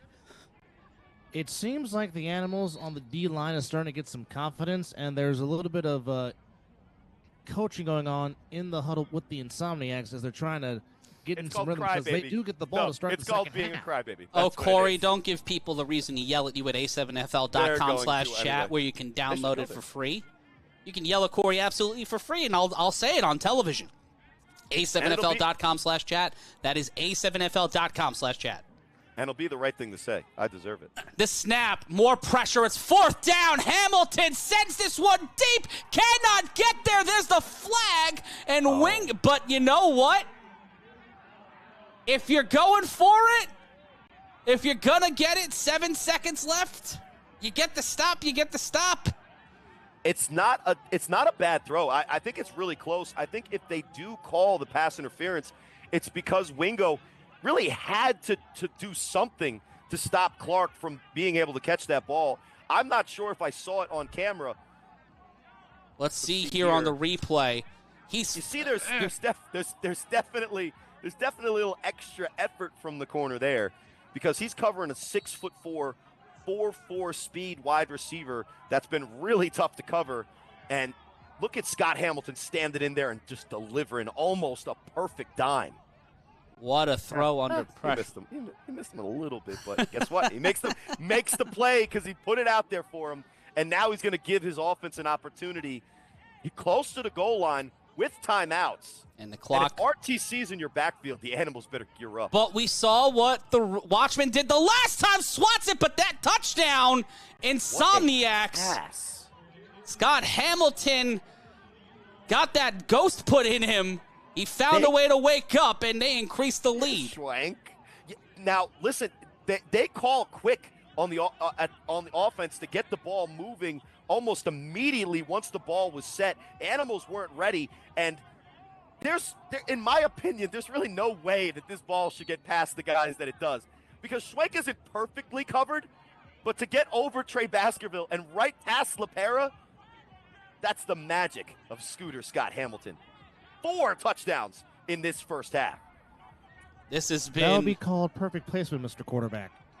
And this is what you want. Trey Baskerville almost got a hand on that one, but this is exactly what we wanted from this game, guys. This is exactly what we wanted.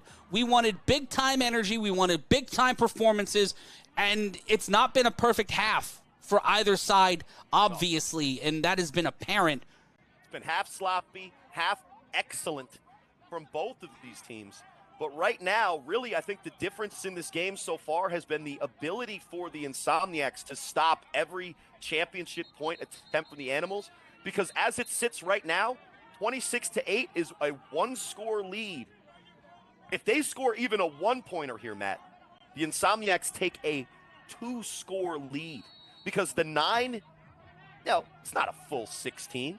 It's not a full 14, but it will force the Animals to have to stop and then score twice on offense to take the lead. And that's why these championship points are some of the biggest, most important plays in these games. And Big Rob Fabian coined them championship points because, as we've seen in the last 3 championship games, it's come down to those championship points. They will go for 1 from the 5.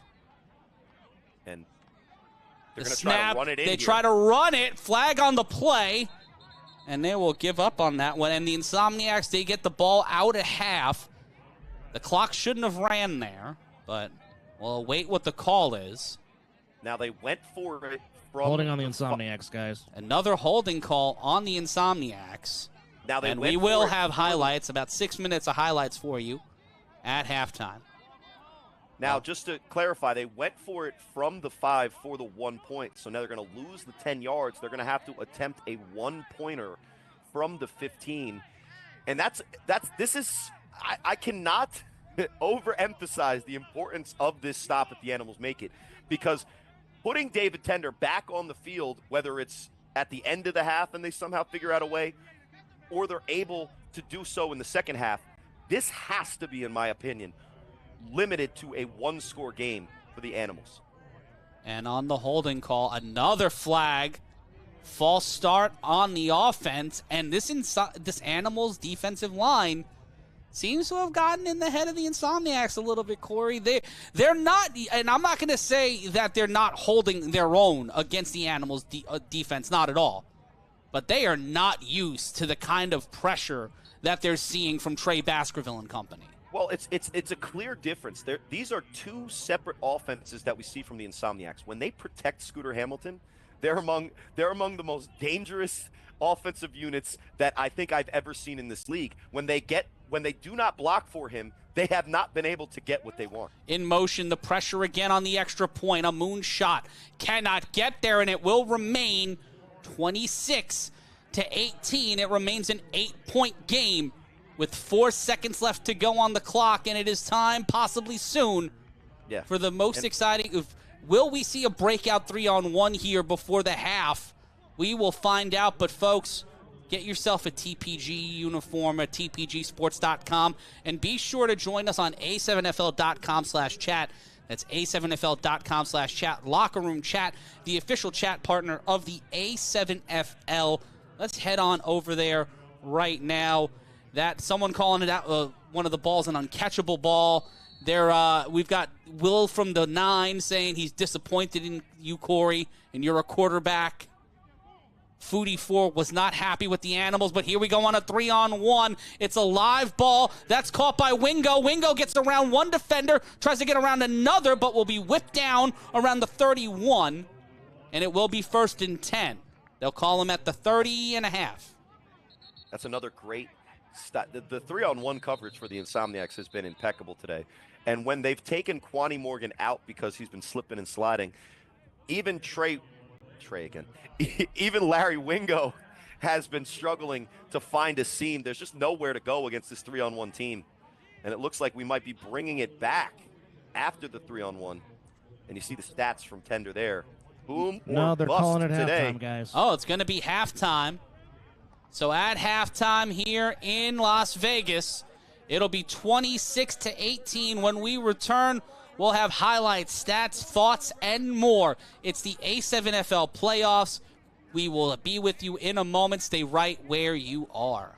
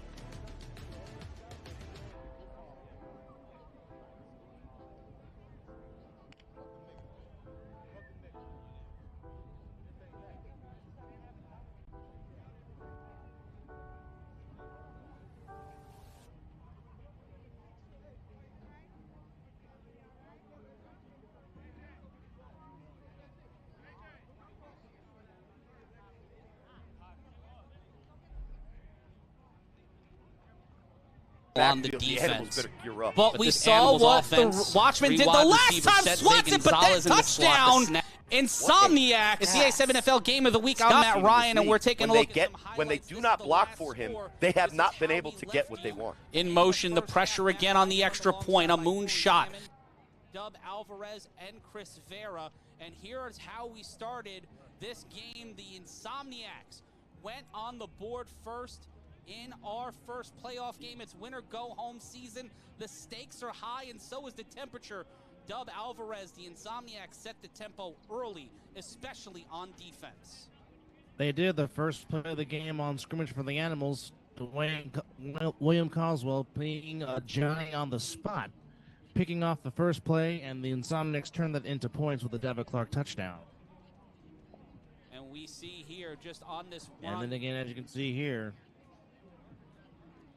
and just back and forth, the Insomniacs would get the ball, 3rd and 7, but this is the first time we saw the Animals defense really step up, Dub. They really asserted themselves against one of the toughest rushing attacks and the highest scoring defense in the A7FL. And happy Best Friends Day. Some happy Best Friends Day behavior on this. The toss on the screen. And this is where we saw the Animals start to get their footing a little bit. And I think that they should go back to that look, because you can see here the way they're covering that wide set. They're leaving a guy with tons of space. The Animals have to take what this defense is giving them. And we see Tender make something out of nothing, but it ends up being worse than it was. Dub, that one felt like a momentum changer. It would end up with the Insomniacs back with the ball. The screen here. And you see Kenny Mack all the way to the 3rd level getting down in front. That's how you block a quick screen. That was a great touchdown-saving tackle, almost like when Darrell Green ran down Tony Dorsett. You don't think someone's going to run down Davik. You think he's going all the way, but a great, great tackle to prevent the touchdown. And a controversial call here, Matt. The ball that ended up loose and in the hands of the Silk City Animals, just stepping up, finding the rhythm, finding the rhyme. That ball gets knocked out. It's called a fumble. Yeah, I don't love it, Matt. Just going to be honest, I don't love it. Corey, Call me biased. Call me being biased. Honest about something? No, but it would give the Animals new life. And late in the first, David Tender would find himself hiking this one to Larry. Don't call me Trey, but on 3 catches, I'll have 2 tutties Wingo, as he would be the first one to put Silk City on the board late in the first quarter, as the Las Vegas Strip is in the background. Big gamble paid off for the Animals score. And I think what happened there for the Insomniacs is it almost looks like a broken play from the Animals, where nobody looked like they were doing the right thing, and then David Tender just has the creativity to turn it into a touchdown. But seriously, how big has Wingo be replacing Manny Diaz, who couldn't make it? He's been big today. And so has been. Wingo has been a big part, and so has been that defensive line. The guys that needed to step up so far, Dub, have been stepping up, and that has got to give people back home a lot of good feelings, even though they're down. And the Insomniacs get the ball after halftime. When we look at what's ahead of us, especially on this play, the Insomniacs somehow make this happen. What a play. And just every time you think one of these teams is backed into a corner, somehow, some way they have found themselves out of it. And that is why both of these teams are in the Final Four. The Insomniacs have been dominant, but the reason why they have won their 2 championships is because they find ways to win. They find ways to get across the goal line, much like that play right there to Carswell. And it was 13-6, but the Animals, we saw them do that last week against the Watchmen. I don't know if they'll be able to keep pace, but Dub, Corey, this has been a half that we have wanted. We've wanted these teams to play since last season. It almost happened last season, I think. And now as we see them in the Sickwit and BIC matchup at 7, winner go home season, will the championship find its way back out east, whether the championship game or the championship itself? Or will we see an all-Vegas championship for the first time? The Animals defense trying to make sure that does not happen. But this is the vibe and this is the energy we have wanted as we see Trey Baskerville take this one somehow back-to-back weeks. That man with the longest arms in the world found a way to get the stop. His 2nd touchdown in 2 weeks, and almost the exact same scenario. But that's really been the story that have kept the Animals from really keeping pace in this game. Those championship points have been elusive. And we'll take a brief timeout here if you're watching on A7FL.tv or on the A7FL YouTube channel.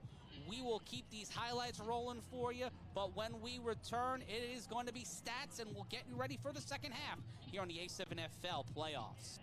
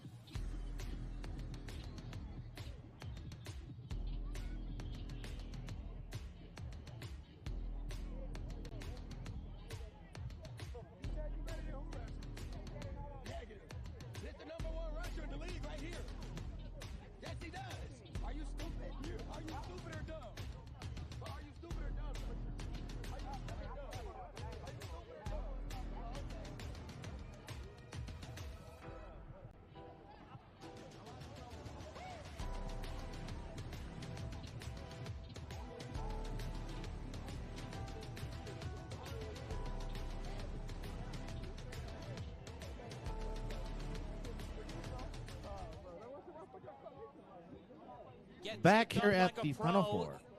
We'll hear from Dub Alvarez in a second, but first we got to do a little bit of business. Tape me up, get taped up like a pro. Professional athletic training services to athletes of all sports and ages. TapeMeUp.net is where you want to go. Scan the QR code now. We'll leave it up on the screen as Dub Alvarez looks to get some tape from Zelly Daniels. Dub, what do you got for us? Zelly, just quickly, key adjustments in the second half. We just got to play our game, and we'll take care of business. They are a good team. David Tender is who we say he is. He's a strong young man, and I see why Corey and everyone says he's the future of this league. He really is. But I feel like a lot of the mistakes that we have made has been on us. I don't think it's something they're doing special. We just got to come out here and play our game and just put them away. The heat is definitely a factor. It's 103 off the field. On the field is probably about 110. I've been changing cleats probably like every drive. So we just got to come out and play our game. We'll be okay. Good luck in the second half. Thank you, sir. All right, when we come back, it is time for the second half. It is the Insomniacs 28, the Animals 18. You're watching the Final Four on A7FL.TV. Come back with us.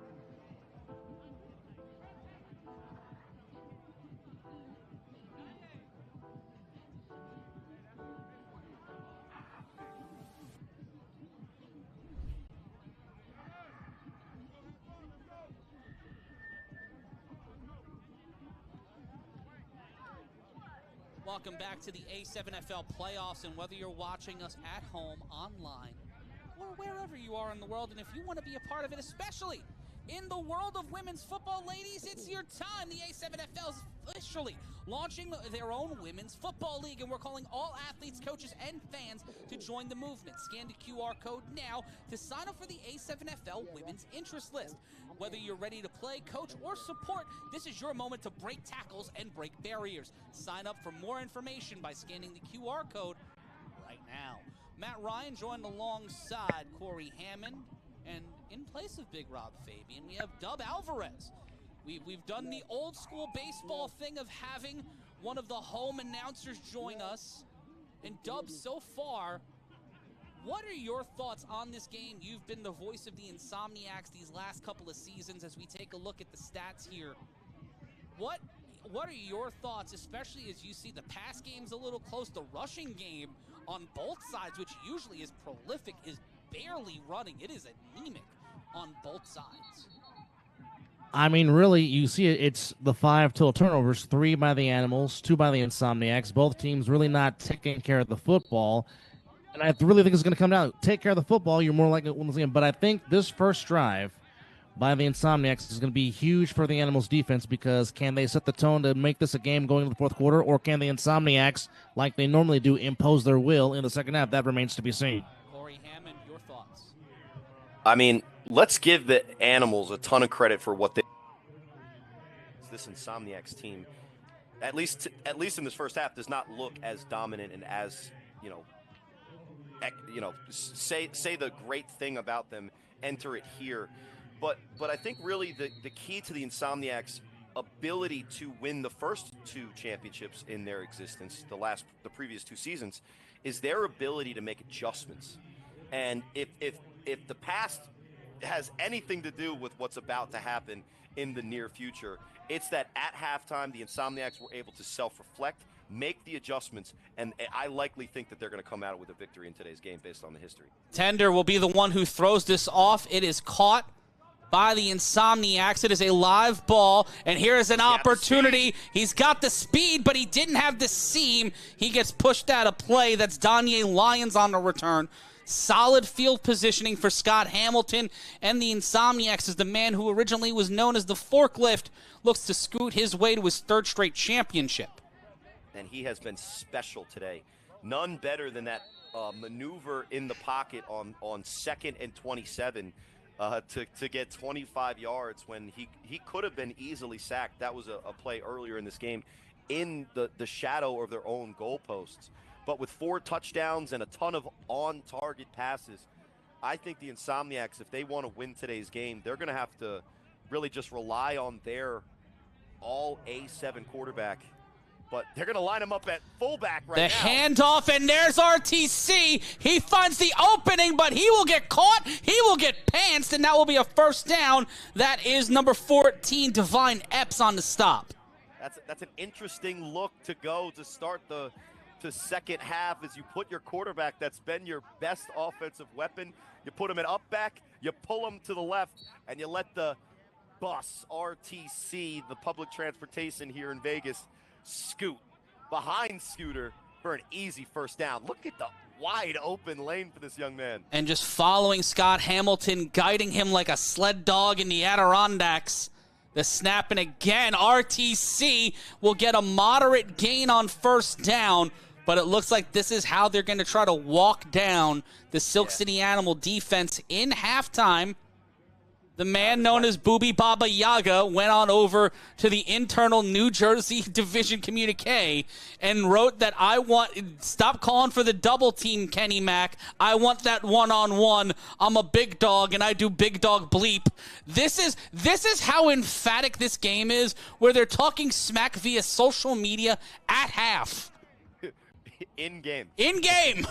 It'll be 2nd and 6 again, and that's Juice Washington meeting the coverage man and almost gets the ball knocked out, but moving the yards again, and you see Baba Yaga himself taking that walk to the field, and that is another big gain, and I believe another first down for the defending back-to-back champions. And I don't know if this is to last year. Yeah, I don't know if this is prophetic to start, but you could see the adjustment that they make to get their running game going, something that they're going to try to use to submit the Animals. The handoff again, that's Washington. Washington gets brought down around about a 5-yard gain. And they've fully committed to going into this Wildcat. And when they take the quarterback out and they're just giving it to a running back to start, you have that extra blocker, and they've been using it effectively, because if they want this game to end early, if they get the Animals on their back heels and get them a little bit tired out with 3 running backs that are very dangerous. Now this is the 3rd on the drive. Carter. Devontae Carter back out there. Looks like it's 3rd and 1. Carter will keep it, will kick to the outside, and he will find himself out of play near the 10.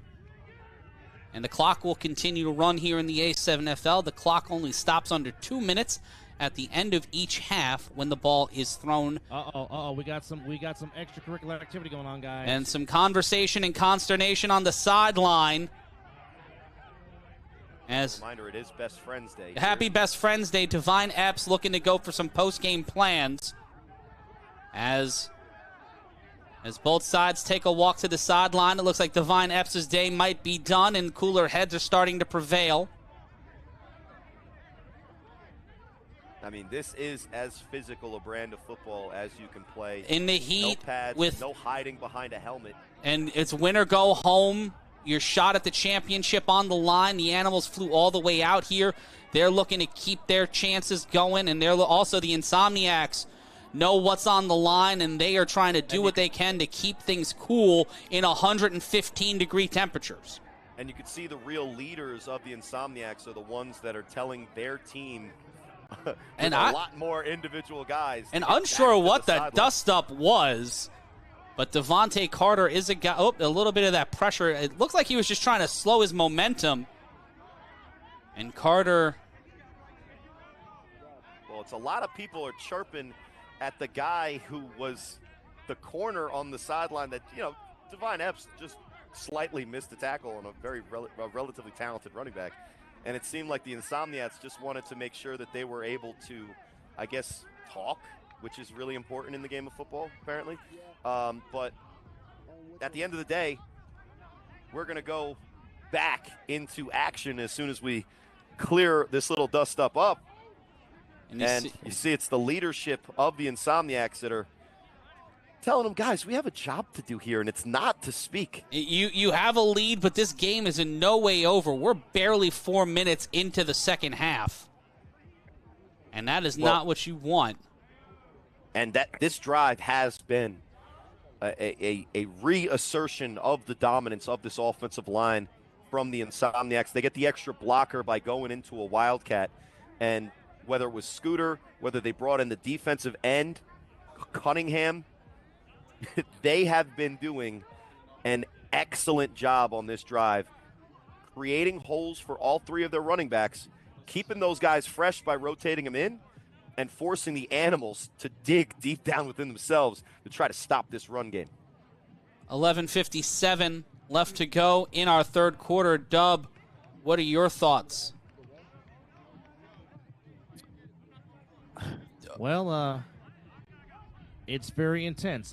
So there's unsportsmanlike conduct called on the Insomniacs. So it's called on both sides. So it's unsportsmanlike on both sides. I don't think there's any ejections, but it's unsportsmanlike conduct on both sides. Not what you want when you're both of these teams, and you know what's on the line. We'll be back in a minute. It's the A7FL playoffs.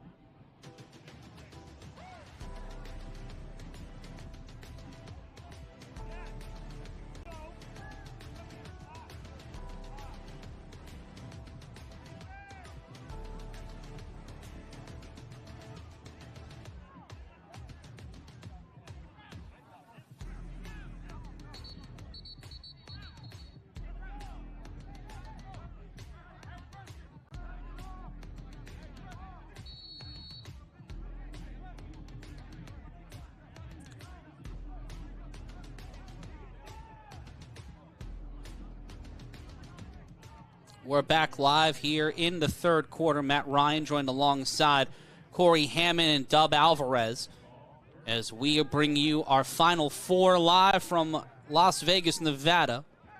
Just a stone's throw from the Strip in Pinecrest Cadence Field. And you can sense the championship DNA in these Insomniacs as Dave's made the adjustment to start this first half, that they're going to push the Animals right into the end zone. Making adjustments with Carter behind center. They'll be going for possibly another keeper and a flag on the play. False start on the offense. That's going to be the break the Animals needed there. They put them a little bit behind the 8 ball. I think it's going to be first and goal regardless. Mm-hmm. And they got to be careful because last year in the championship game when the Insomniacs chose to go into this formation, Juice, number 28, he was able to complete the go-ahead touchdown pass in that championship game. So even though the Animals are going to have to sell out on the run when they're in the Wildcat. They have to keep an eye on that running back, dumping it off to an open receiver downfield, because that is what they're setting up here eventually, whether it's now or later on in the game, because they have that in their bag. And if the Animals aren't cognizant of the opportunity the Insomniacs are giving themselves, they might let up an easy 6. Hey, fellas, we did have an injection. I'm just trying to find out the number to see who was ejected, but it was from the Animal side. Thank you, Chris Vera. It might have been number 14, Divine Epps. I don't know if I've seen him back out on the field. That is correct. They did say 14, but Preston wasn't 100% sure that was his number. He took off his jersey too quickly. Well, thank you so much, Chris Vera, getting us that info out on the field. Get yourself some water and get yourself back into the booth, my man. Great work. As always, the snap and the keeper and the pressure. Oh, wow. And Carter. Mr. Carter, where have you been? It's not the Carter 2, it's the Carter -2. And the Animals defense stepping up here, making it 2nd down. And that's the kind of penetration that the Animals defensive line is going to have if they're going to stop this Wildcat look. Now, Insomniacs, quick to make adjustments. They are the adjustment masters of the A7FL. You see that Scooter Hamilton is back in the huddle, and on 2nd and goal from the 15, maybe they go away from what got them down here and threaten the defense with a capable and a very effective so far 4 touchdown passes for Scooter Hamilton so far today. Oh, boy. Look Hamilton. Oh, boy. The snap, the pressure, Hamilton to the end zone. He gets there into the parking lot. He finds himself right there. Shout out to Pinecrest Cadence. That man's too fast. That man's too big. The gas is too strong. Amber's youngest son making mama proud. Touchdown, Insomniacs. Boy, how big has William Coswell been this afternoon, gentlemen? That's his 2nd touchdown reception of the day to add an interception on defense. He is doing it all To for these pack of wolves. To quote my niece, car vroom vroom, beep beep, go fast. Shout out to Emma K as the Insomniacs find a way to break the frame, break the cameraman, and break the scoreboard one more time and increase their lead. But the championship points, Corey Hammond, that man almost ended up in the playground. That man almost ran down to the strip. He could have went to the win and got me some crab from the buffet. And it'll be Zach Luciano and a quarterback. Hey, trust me, when he hit that blacktop, he slid to the strip. Luciano looking to be as effective as NoHo Hank and trying to be as stylish as he's trying to slide his way into the end zone, but a 5-yard penalty on the defending champions. 32-18 your score. A whole lot of football left. Win or go home. The winner punches their ticket to the A7FL championship.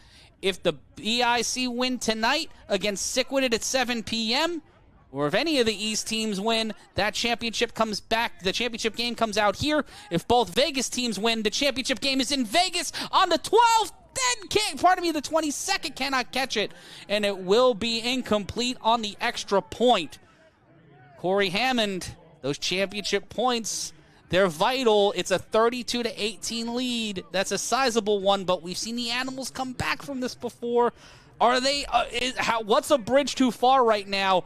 But well, they're going to need to protect this 14-point lead, and if you want to protect your head like I need to in A7FL Sundays, especially this year for the Hawks, it's Gator Tech. Get more protected. Gator Skin Shiesty. GatorTech.com. That's GatorTech.com. 10% off if you use the code A7FL25. And if you're like me and you're not good at doing all the internet stuff, you could actually press the camera on your phone, point it at the screen, do the thing with the VR code, the QR code, the XR code, whatever it is. You know what to do. Gator Tech. Get protected. And here's the 3-on-1. I've never been more proud of someone in my life than you, Corey Hammond. 3-on-1 attempt for the Animals. Here's an opportunity now to keep this one going on an untimed down. Solid field position nonetheless. They bring him down. They call the ball dead. That return by number 18. That's Kadir Council, a.k.a. Ace. 32-18 score. Maybe an unsung unit of this Insomniacs roster is this 3-on-1 coverage team. The Animals really have no chance when they've gotten this opportunity return, and especially when you have Quani Morgan on your sideline, and we've seen how electric he can be in that situation. Look at David Tender's stats, 6 for 12. He's boom or bust. Half of the time, he's making amazing plays. The other half of the time, it's an incompletion or an interception.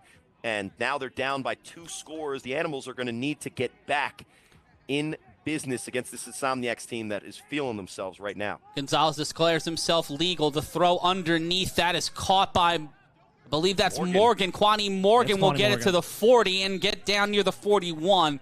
It will be second down. The Insomniac defense with immediate pressure on Tender and the offense. Well, and that was by design, Matt. They set up a screen, and that's usually a really great play call when you're trying to neutralize the rush of the defense. But credit the second and third levels for the Insomniacs to rally, make sure that they get the really tough guy to bring down in the open field in Quani Morgan down, and it's only a 3-yard gain. 2nd and 7. Complete top of your screen blank. Tender throws this one. That one's almost picked off. Did they give it to him? No, they say it hits the ground, and it'll be 3rd down. And I'm not sure what the ground, guys. I'm not sure what Richie Augusto was trying to draw up there, Corey Hammond, but it will be 3rd down. That look, it's incumbent on the edge receiver, the slot receiver, to seal that defensive edge because it's a designed rollout from Tender. When you miss that block, though, you're running directly into the rush of the defender, who's not going to be blockable by the offensive tackle because it's just an impossible angle. So when you design a play, if you don't execute the one factor of that play that makes it important, whether it's IG Live or Trey Wingo, they got to make those blocks, and you can see the frustration from Tender on 3rd and 7. It looks like the Animals called the timeout. Tender was yelling at his wide receiver on that one, telling him he had to go. So I think we're getting a miscommunication between Tender and his wide receivers. And losing Manny Diaz, the guy who he had such great communication with. You know, I know Manny wasn't able to make the trip, but you hate to see that. But still, the Animals have found ways to bounce back so far. No, Wingo's been huge today. He had, at one point, 3 receptions, over 140 yards, and 2 touchdowns. But as we enter the midway point of the third, Corey, go ahead. Guys, the story of today's game has been William Carswell. I'm going to call him Jackson Storm because he's Cars, and he's new, and he's fast, and he's effective. And also, Shannon Allen. Those two have made a huge difference. Play action, Tender gets bounced by his lineman, cannot get there, and it will be 4th down. He had Quani Morgan in the flat, but the pressure forces him to throw off his back foot, and it's really tough to be accurate as consistently as Tender is off the balance. But that time, the pressure does force the errant throw, and you see the confidence the Animals have in their offense. I'm not 100% sure this is the right call, but is there a flag down? No flag. No flag on the play, so it will be. Oh, there's a flag that's on our screen, though. Yeah, it's the marker. No. We have a flag graphic on our screen. Oh, got it. So it'll be 4th and 7. Huge play for the Animals offense here. Snap. Tender steps up, in trouble, finds a way to get brought down, and the Animals, flustered and find themselves giving up the ball on 4th down. And that was number 25, Vincent Thompson again, Mr. 3 and out. Another huge play for that young man on defense. And probably the wrong call.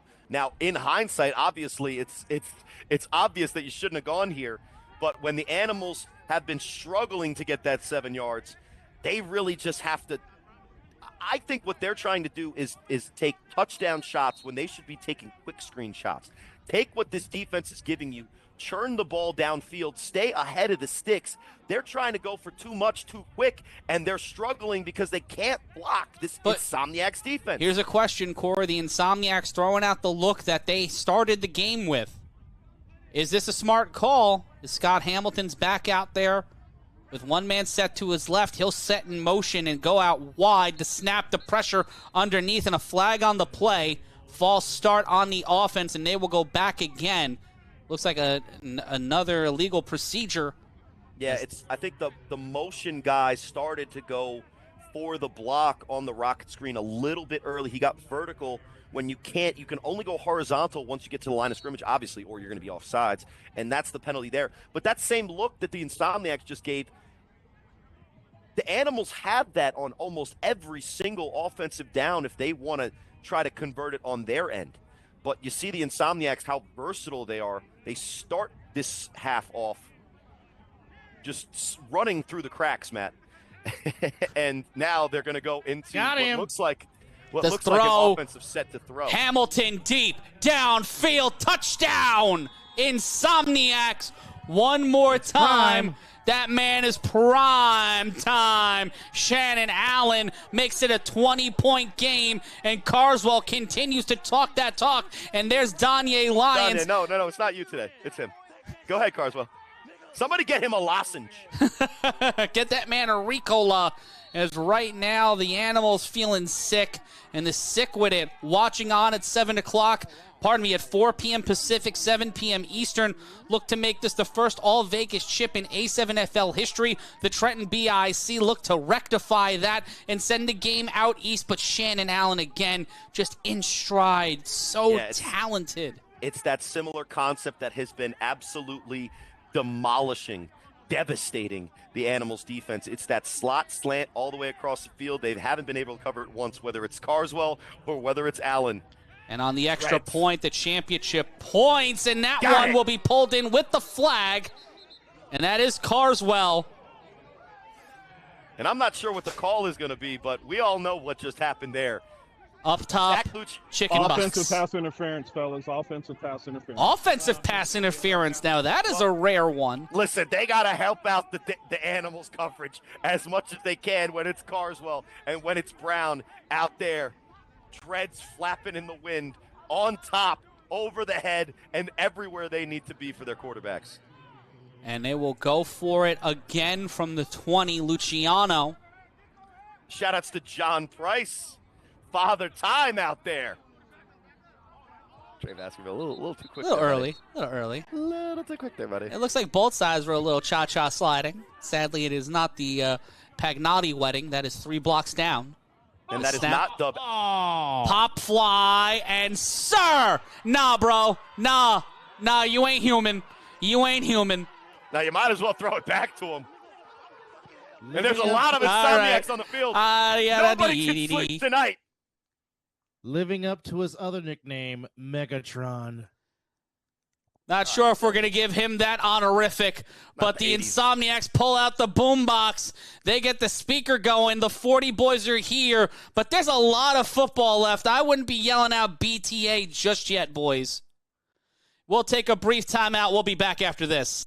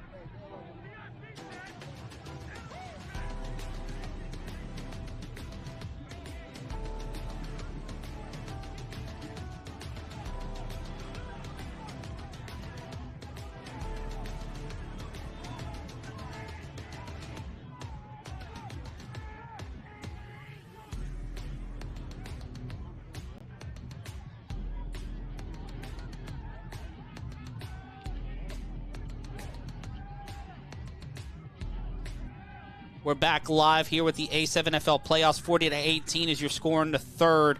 Scott Hamilton, with 6 touchdowns on the day, is 1 away from tying Sterry Codrington's A7FL and possibly pro football record with 7 touchdowns in a game. He is 2 away from taking the record himself at 8. Corey Hammond. 11's in play. David Klinger for Houston put up 11 against Eastern Washington in 1990. 11's in play, gentlemen. with just over 22 minutes of football left. Coming up at 7 p.m., the BIC face Sick With It for the final spot in our A7FL championship.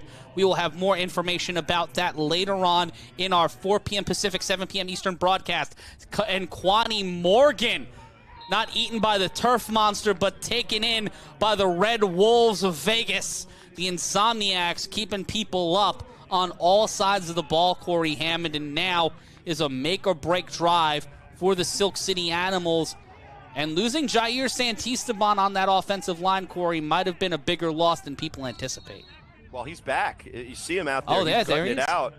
But I think, listen, in a situation like this, it's a little bit similar, but not too similar. I would say the Insomniacs are a little bit more potent offensively than the Watchmen proved last week. But the Animals have been down and out, and even in this year's playoffs. What they have to do is take what the defense gives them. They can't panic. They have still over a quarter and a half, but they have to figure it out on this drive. Flag on the play. Not a good start. Not what you would want. Not the way you do it, Matt. This is not how you do it. It is Sunday afternoon, and I'm Matt Ryan, joined alongside Corey Hammond and Dub Alvarez and Chris Vera over there on the west side. Zay Gonzalez and Mr. 3 and Out having a very polite conversation, possibly asking for restaurant reservation recommendations. Yeah, absolutely. And the Insomniacs would know. They're basically the talk of the town here, But IG Live, number 80, he's really been forced to block in today's game, which has been a great way for the Insomniacs to neutralize his ability in the No flag will playset. reset. Tender in trouble. Thrown intended for Kasim Perry, and Perry could not get there. Now it's really tight coverage. If Tender puts it in a position that Perry can catch it, and you could see the frustration from Perry. He wanted the ball in front of him, but Perry doesn't realize how tight the coverage was. It's probably another interception if Tender doesn't throw it away from the defender. You look here with RTC in his face, another 3 guys. These pop throws that David Tender has been throwing the past 2 weeks, indicative of the potential injury that he's fighting through. He won't tell you. He's got all the confidence in the world, but not being able to use that hurt ankle to drive the football has Omari affected his Thomas game. in. It's first down. Ball knocked Ball's loose. out. Mr. 3 and Out with it again. Well, and the plays he's made, it's 1 or 2 plays and out. And hello, sir. He's right back to you. And it's Best Friends Day, so why not? Sir, and we lost the camera. We cut back to it now. It feels like they're all trying out for their own stand-up specials. Like, I get it's Vegas and everybody wants a residency, but now it's getting absurd. It's turning into performative dance. I think I saw one of the guys dressed up as a member of Blue Man Group, but we'll take a brief time out. It's the A7FL playoffs. The Insomniacs with the lead. Will they be able to keep it? Find out after this.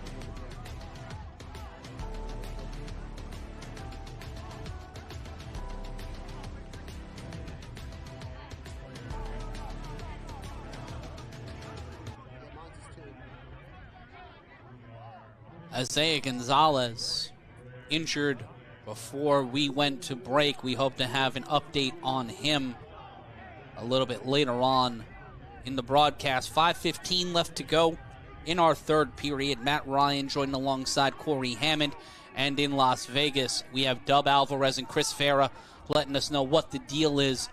But It will be Insomniacs' ball. 40-18 is your score. And he's going for his 7th touchdown pass. 7th. He's got 6 on the day. He is 1 away from tying Sterry Codrington's record of 7. 2 would give him 8. The snap, Hamilton in trouble, throws it, and gets the first down, and there is the tie, and Sterry Codrington has a neighbor as number 11, Eric Shuford, gets called back.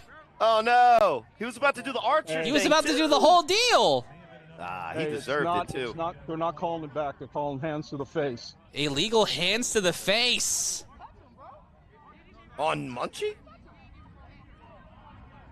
Yeah, on Munch. Correct. On Munch. Wow. Let's take a look at the replay. Dave Chappelle once asked the famous question, what did the 5 fingers say to the face? He did pie face him he went for the stiff arm, but he caught him in the face. I mean, he was going full Rick James there. In the face. In the face. Indeed. 4:39 left to go. 40-18 your score. As the Insomniacs look to go to their 3rd straight A7FL championship game. They defeated the Nightcrawlers and walked it off in 23. Beat the BIC in similar fashion in 24. Looking to go back in 25. Scooter scoots it. Pitchy to Luciano. And Luciano can't go further north. Tried to dig a hole, but gets hanked by number 5, Kwani Morgan, and it will be 1st and goal.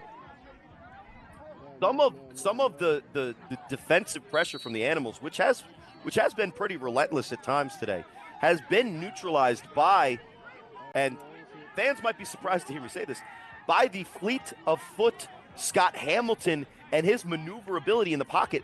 No one has accused Scott Hamilton of having the lightning speed of some of the top quarterbacks in our league, but he's certainly been nimble today. The snap, Hamilton throws this one, caught, and he ties the record. That one gets to number 19, Trevin Fleming. And they get it into the end zone, touchdown. And they fire the, oh baby. 46. I think that's been done before, and I'm not sure if it's cool. But it is a touchdown.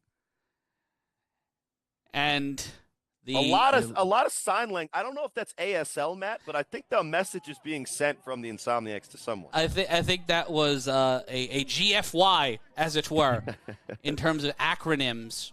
They were going for the FYP. They wanted to be on the For You page. That's a Gen Z or look at you having 97 kids pays off culturally. In the zeitgeist, the Las Vegas Insomniacs control it, and they tie the single-game pass record with 7, and they get the extra point. We catch that one in a flash. Somehow, some way, Juice Washington beats the camera as the Insomniacs continue to find themselves at the top of the heap in the A7FL. And this is kind of what some people might have expected from this game, because the Silk City Animals, for sure, are not to be taken lightly, and they put up a fight at times in this game to look like they are, at least in a perfect scenario, their top-flight guys are on par with the Insomniacs guys, but with the experience, with the adjustments, with the depth, and with the arm of Scooter Hamilton, the Las Vegas Insomniacs are just too much to deal with so far today, guys. Yeah, it has not been ideal, and whether or not it's the field or the falderall from the Insomniacs, the Animals have not been able to get off the blocks. As another less than sizable return in the 4th quarter, the Animals find themselves with some form of reprieve if they find a score. And that is the get back, but we'll talk about that more at the top of our 4th quarter. If you want to be a part of the conversation, head on over to a7fl.com/chat. That's a7fl.com/chat. Matt Ryan joined alongside by Corey Hammond, Dub Alvarez, and Chris Vera. What's Booby Miles saying in the chat now? Good question. Is Sapphire still open? Oh, boy. 1st and 10. I think they have a steakhouse. The snap, Tender, in trouble, tosses it. Here's an opportunity for the Silk City Animals, but nothing doing there. That stops number 26. That's Justin Hamilton, man known as Honcho.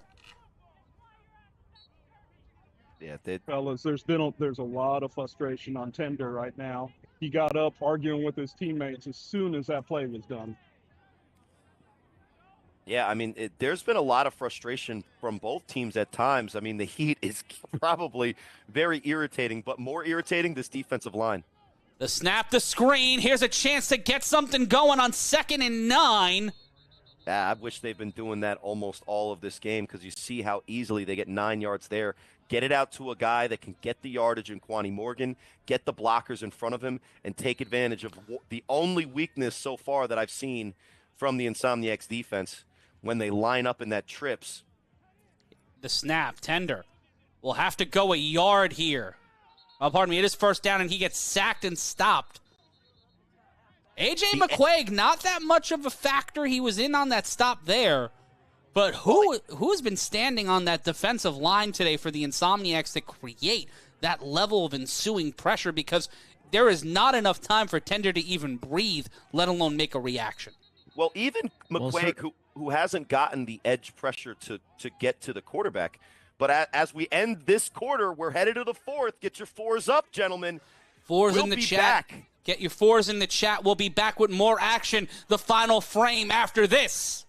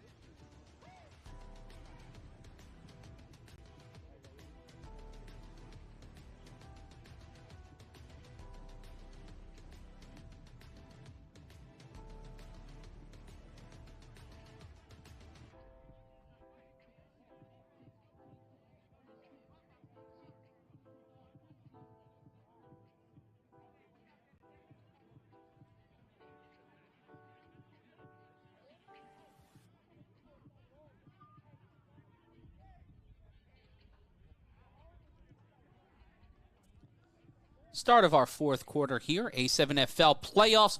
Winner go home season at the top of the hour.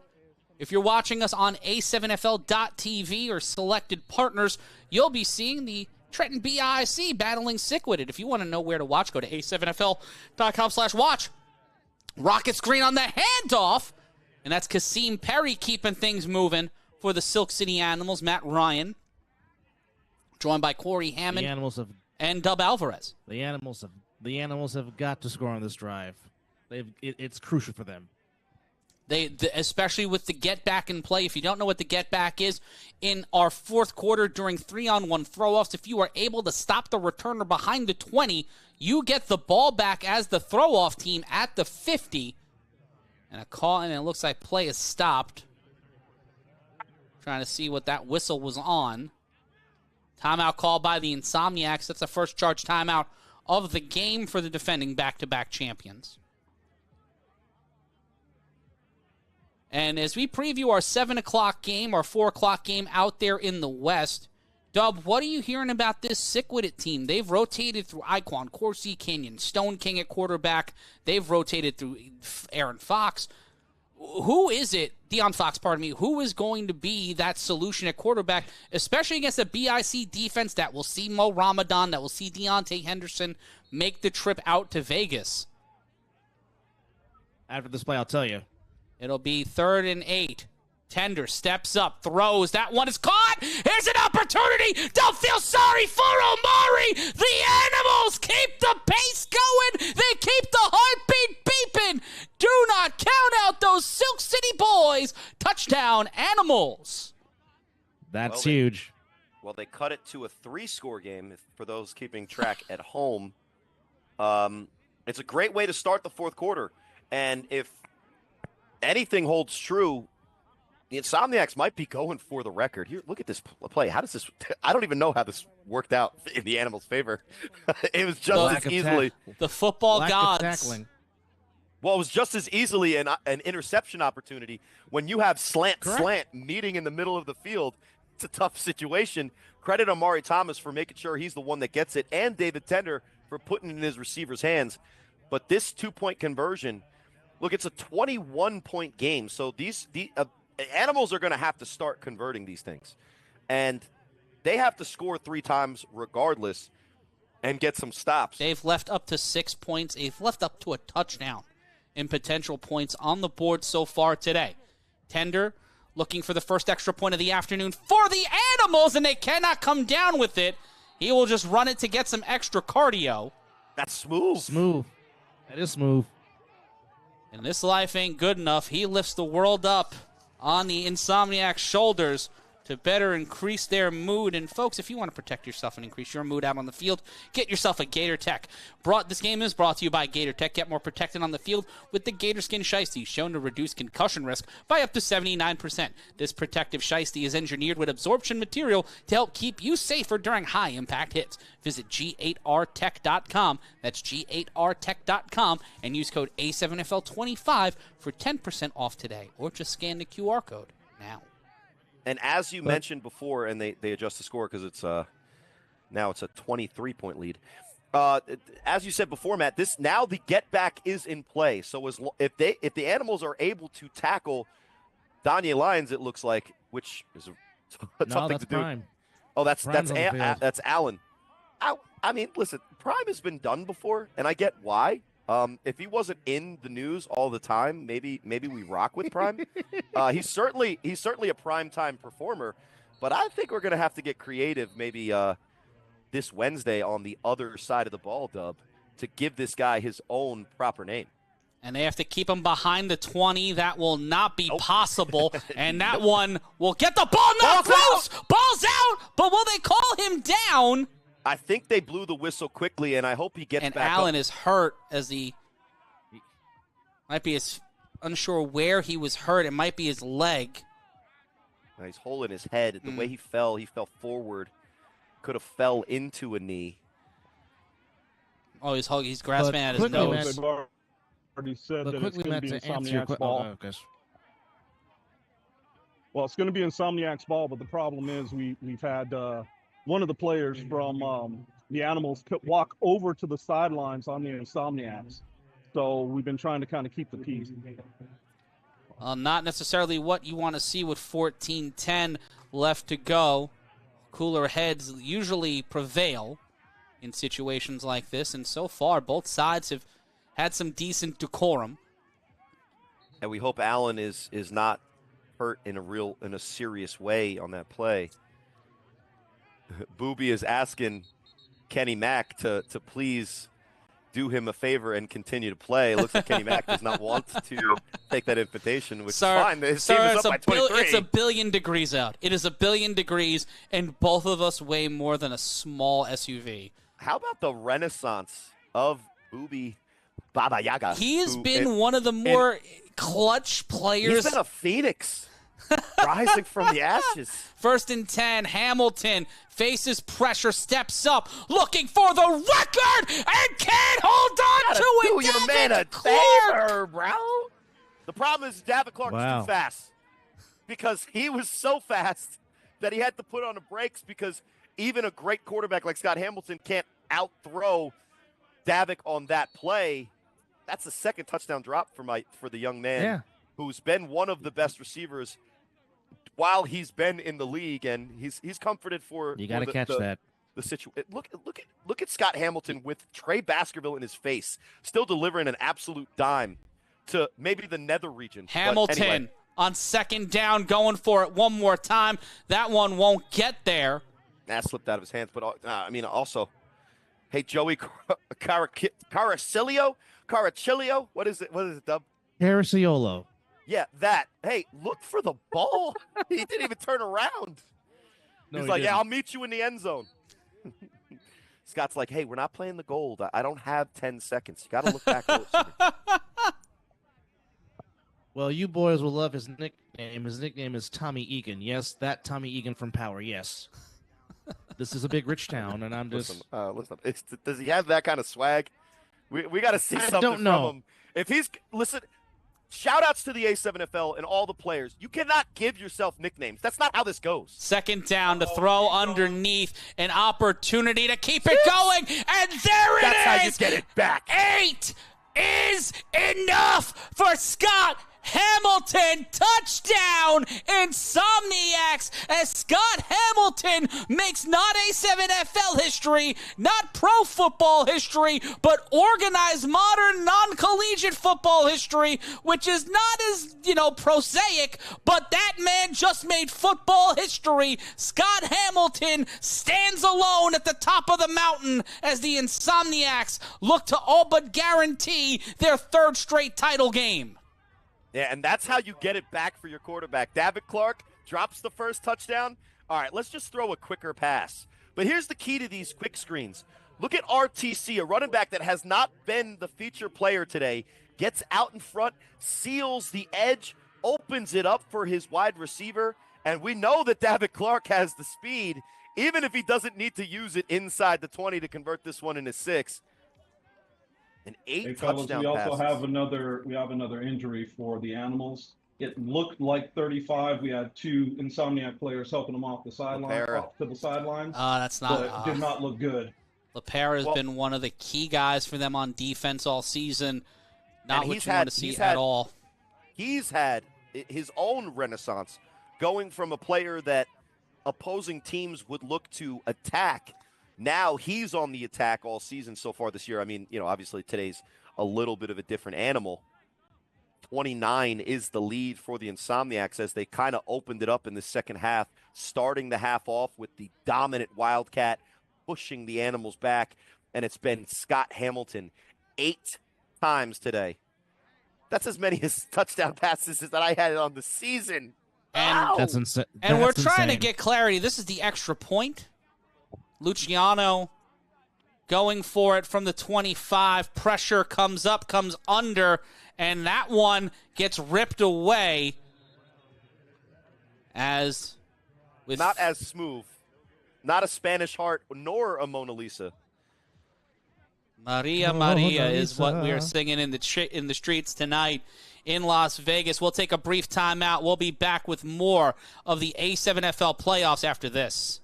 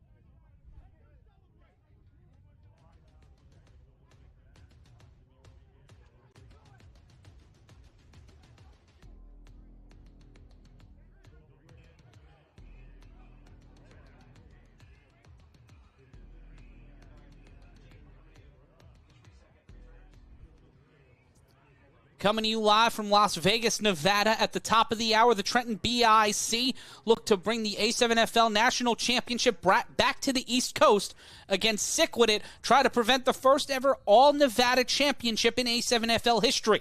We find out in our second East-West semifinal at 4 p.m. Pacific, 7 p.m. Eastern. Go to a7fl.com/info for more. That ball goes back into the back of the end zone, so the Silk City Animals do not get a chance to return that one. Matt Ryan joined alongside Corey Hammond, alongside the voices of Vegas, Chris Vera, and Dub Alvarez, with 9:25 and counting in our fourth and final frame. And while the Silk City Animals may be walking out of here today with the loss, it is hard to say that at moments they weren't keeping stride for stride with the defending national champions, but the heat and just the overall volume that the Insomniacs can throw at you. There were 4 different looks, Corey, they threw at the Animals defense in just what they were deciding to do in terms of a quarterback run. Yeah, and I think the amazing thing about this Insomniacs team is ever since they've really went with this kind of renaissance of new guys, you know, the first couple seasons we'll throw away where they were winless. They get the core that they have now. They've been able in these tougher games to make adjustments that have absolutely put them heads and shoulders above almost every other team in the league. And the only time they've ever come out on the losing end of a game was one of the most electrifying games offensively that we've ever seen from a team in the Sick With It team in the regular season of last year. But guess what? In the adjustments they made for the playoffs, it wasn't a close playoff game. So no. I think the story with the Insomniacs so far, at least in their existence in their current form, is they are the best at making those adjustments to learn and evolve, especially in game. The handoff, and that will get stopped behind the line. Mr. 3 and out in on the tackle. And it also goes to show you how really this Insomniacs team is of that upper echelon. But at least coming into the second quarter, I think that they had to kind of get their competitive legs underneath them. Everything's been so easy for them. Even at times early in that first quarter, early second quarter, they looked like they were kind of messing around as opposed to really executing what they needed to do. And once they turned it on, especially giving the ball to their quarterback, it was pretty much game over. 2nd and 12. Kasim Perry in motion. Tender snaps. In trouble. Throws this one. That's caught by Perry. Perry makes one man miss, cannot make the second miss, and it will be 3rd down. And that's really been the story of the Animals' day, is they can make a lot of fun things happen to get it close to going. But at the end of the day, their 5-yard gain takes so much effort, so much athleticism. and for what? For it to be 3rd and manageable, as opposed to when Scott Hamilton and the Insomniacs have been fully rolling, it's easy touchdowns. The hand to throw, and that one gets to Wingo. It may not be enough for a first, but it keeps the Animals moving the ball downfield. It will be 4th down. Really, the look for them to go quick screen is they go trips to one side, because the way the Insomniacs play defense on it is they only have 2 defenders up front. They bring both running backs in the backfield, or they put Amari back at wide receiver. And we'll see what David Tender can pull out of a hat. Tender will keep it. Tender will bounce. Tender will be bounced down. He will let this ball come loose. They will call that play dead. Carswell almost had another touchdown. And on 4th down, the Insomniacs get another stop. And this one is all but over, as you can hear the dulcet tones of Turn Out the Lights slowly in the background. We hope you found a friend, because the exits might be opening up for the Silk City Animals, as they might have to plan a little bit of a fishing trip. Yeah, but after a valiant season, and after a year where 2 seasons ago they couldn't beat the BIC, the U, or the Watchmen, they beat the U and the Watchmen this year. They got close against the BIC. Here, traveling in the heat without the bodies. And Detective Luciano is going to take over quarterback for the Insomniacs, sporting hair on the upper part above his neck, just not in the normal place. That's a mustache you write detective novels about. Like that's why I said he's Detective Luciano. No, but that's like a Mike Hammer kind of mustache. That's the mustache that if you saw that walking the streets in a blue uniform, you'd feel safe for the most part. I don't know if the media with a name, the media form that you're talking about with a name like Mike Hammer is appropriate for the children at home. Mike Hammer was the name of a detective novel. The handoff and just plowing through and a little bit of a belly-to-back suplex by the defender as time continues to wind down in Vegas. But, guys, let's talk about our 7 o'clock game. BIC's sick with it. Eric Schuford out there. Dub, if you've never seen Sick with It before, what are we expecting from them against the Trenton BIC, a team that a lot of people are looking at as the favorite in this game? But as we've seen it so far, home cooking has done well, but the Insomniacs are a one-of-one team as Eric Schuford steps back onto the field. Well, after this play, I'll talk about it.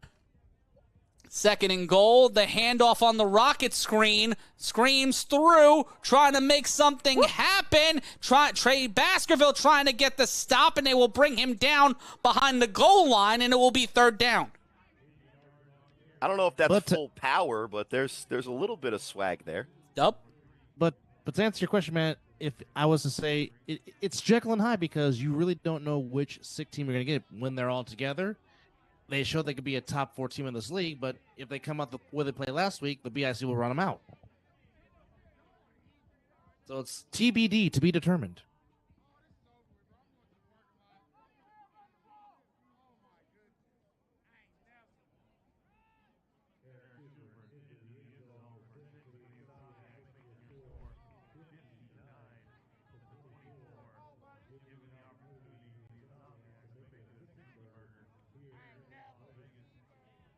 Big play there.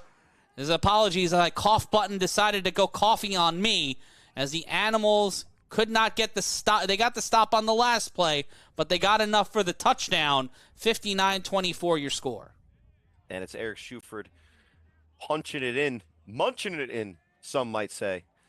And a team leader, certainly a personality in this league. And here's the Luciano for the extra and point. that one will add one more. The 60 boys are back. And an emphatic lead, if there ever were one, for the defending national champions. And if you're the Silk City Animals, Corey, you're going to be mad. You're not going to be happy with this. You're going to be mad on the plane. You're not going to be open in the group chat. You're not going to be going live for a couple of days. But let's be honest here. The Silk City Animals 3 seasons ago were considered one of the lower teams in the A7FL. They have turned it around, and I think they will continue to show that they are a force in this league, but they ran into what might be the greatest collection of talent and depth we've seen in this league in quite some time, if not ever. Well, and what they brought to today's game might have been enough to win a lot of the games in the A7FL. But here in Vegas in this heat, just not enough to break free. And we'll wrap up this one with a 3-on-1 throw-off in just a moment. We will wrap up our first of 2 Final Four games on the other side of this.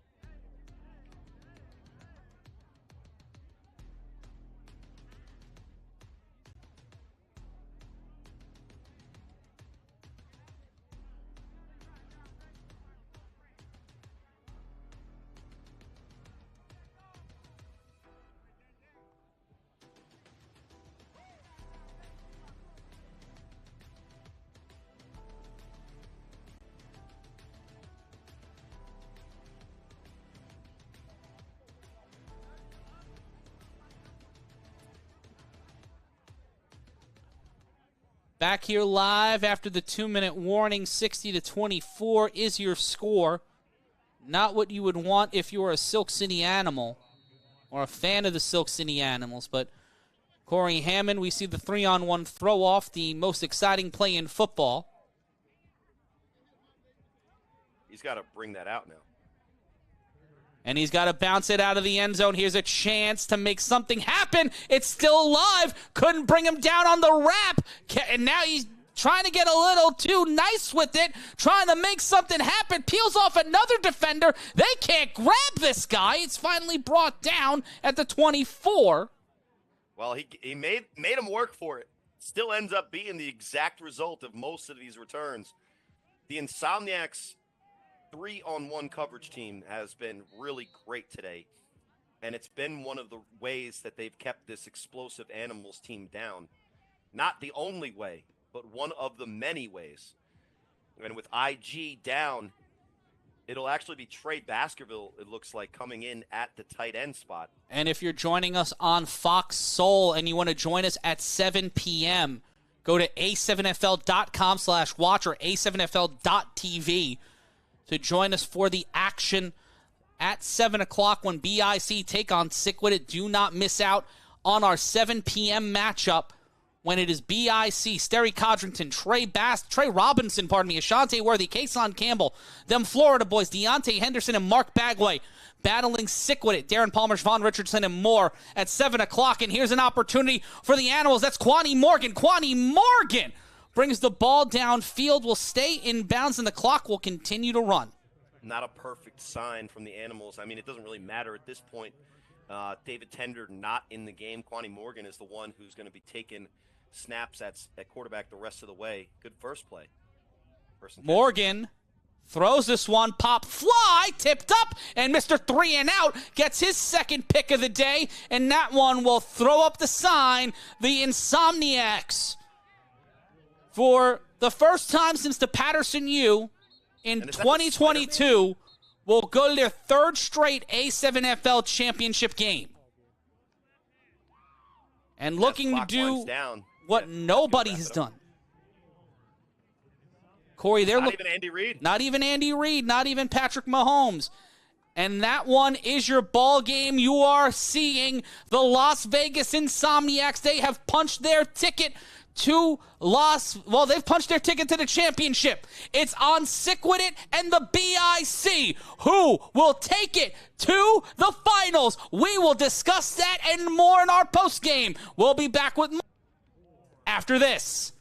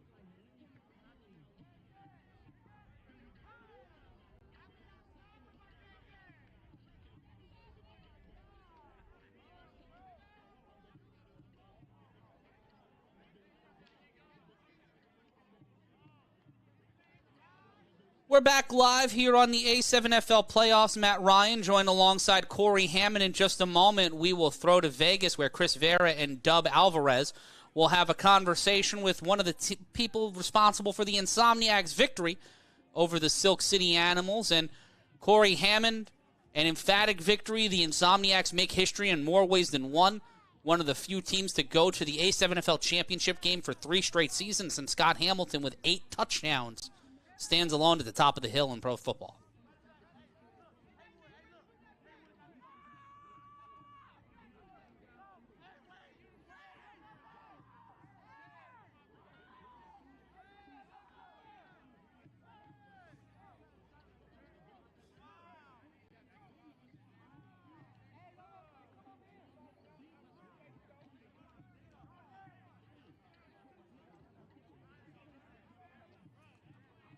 And we will take a brief time out, and we will join you. Thank you for joining us on Fox Soul. We appreciate you guys so much. We will see you in a bit for BIC and Sick With It.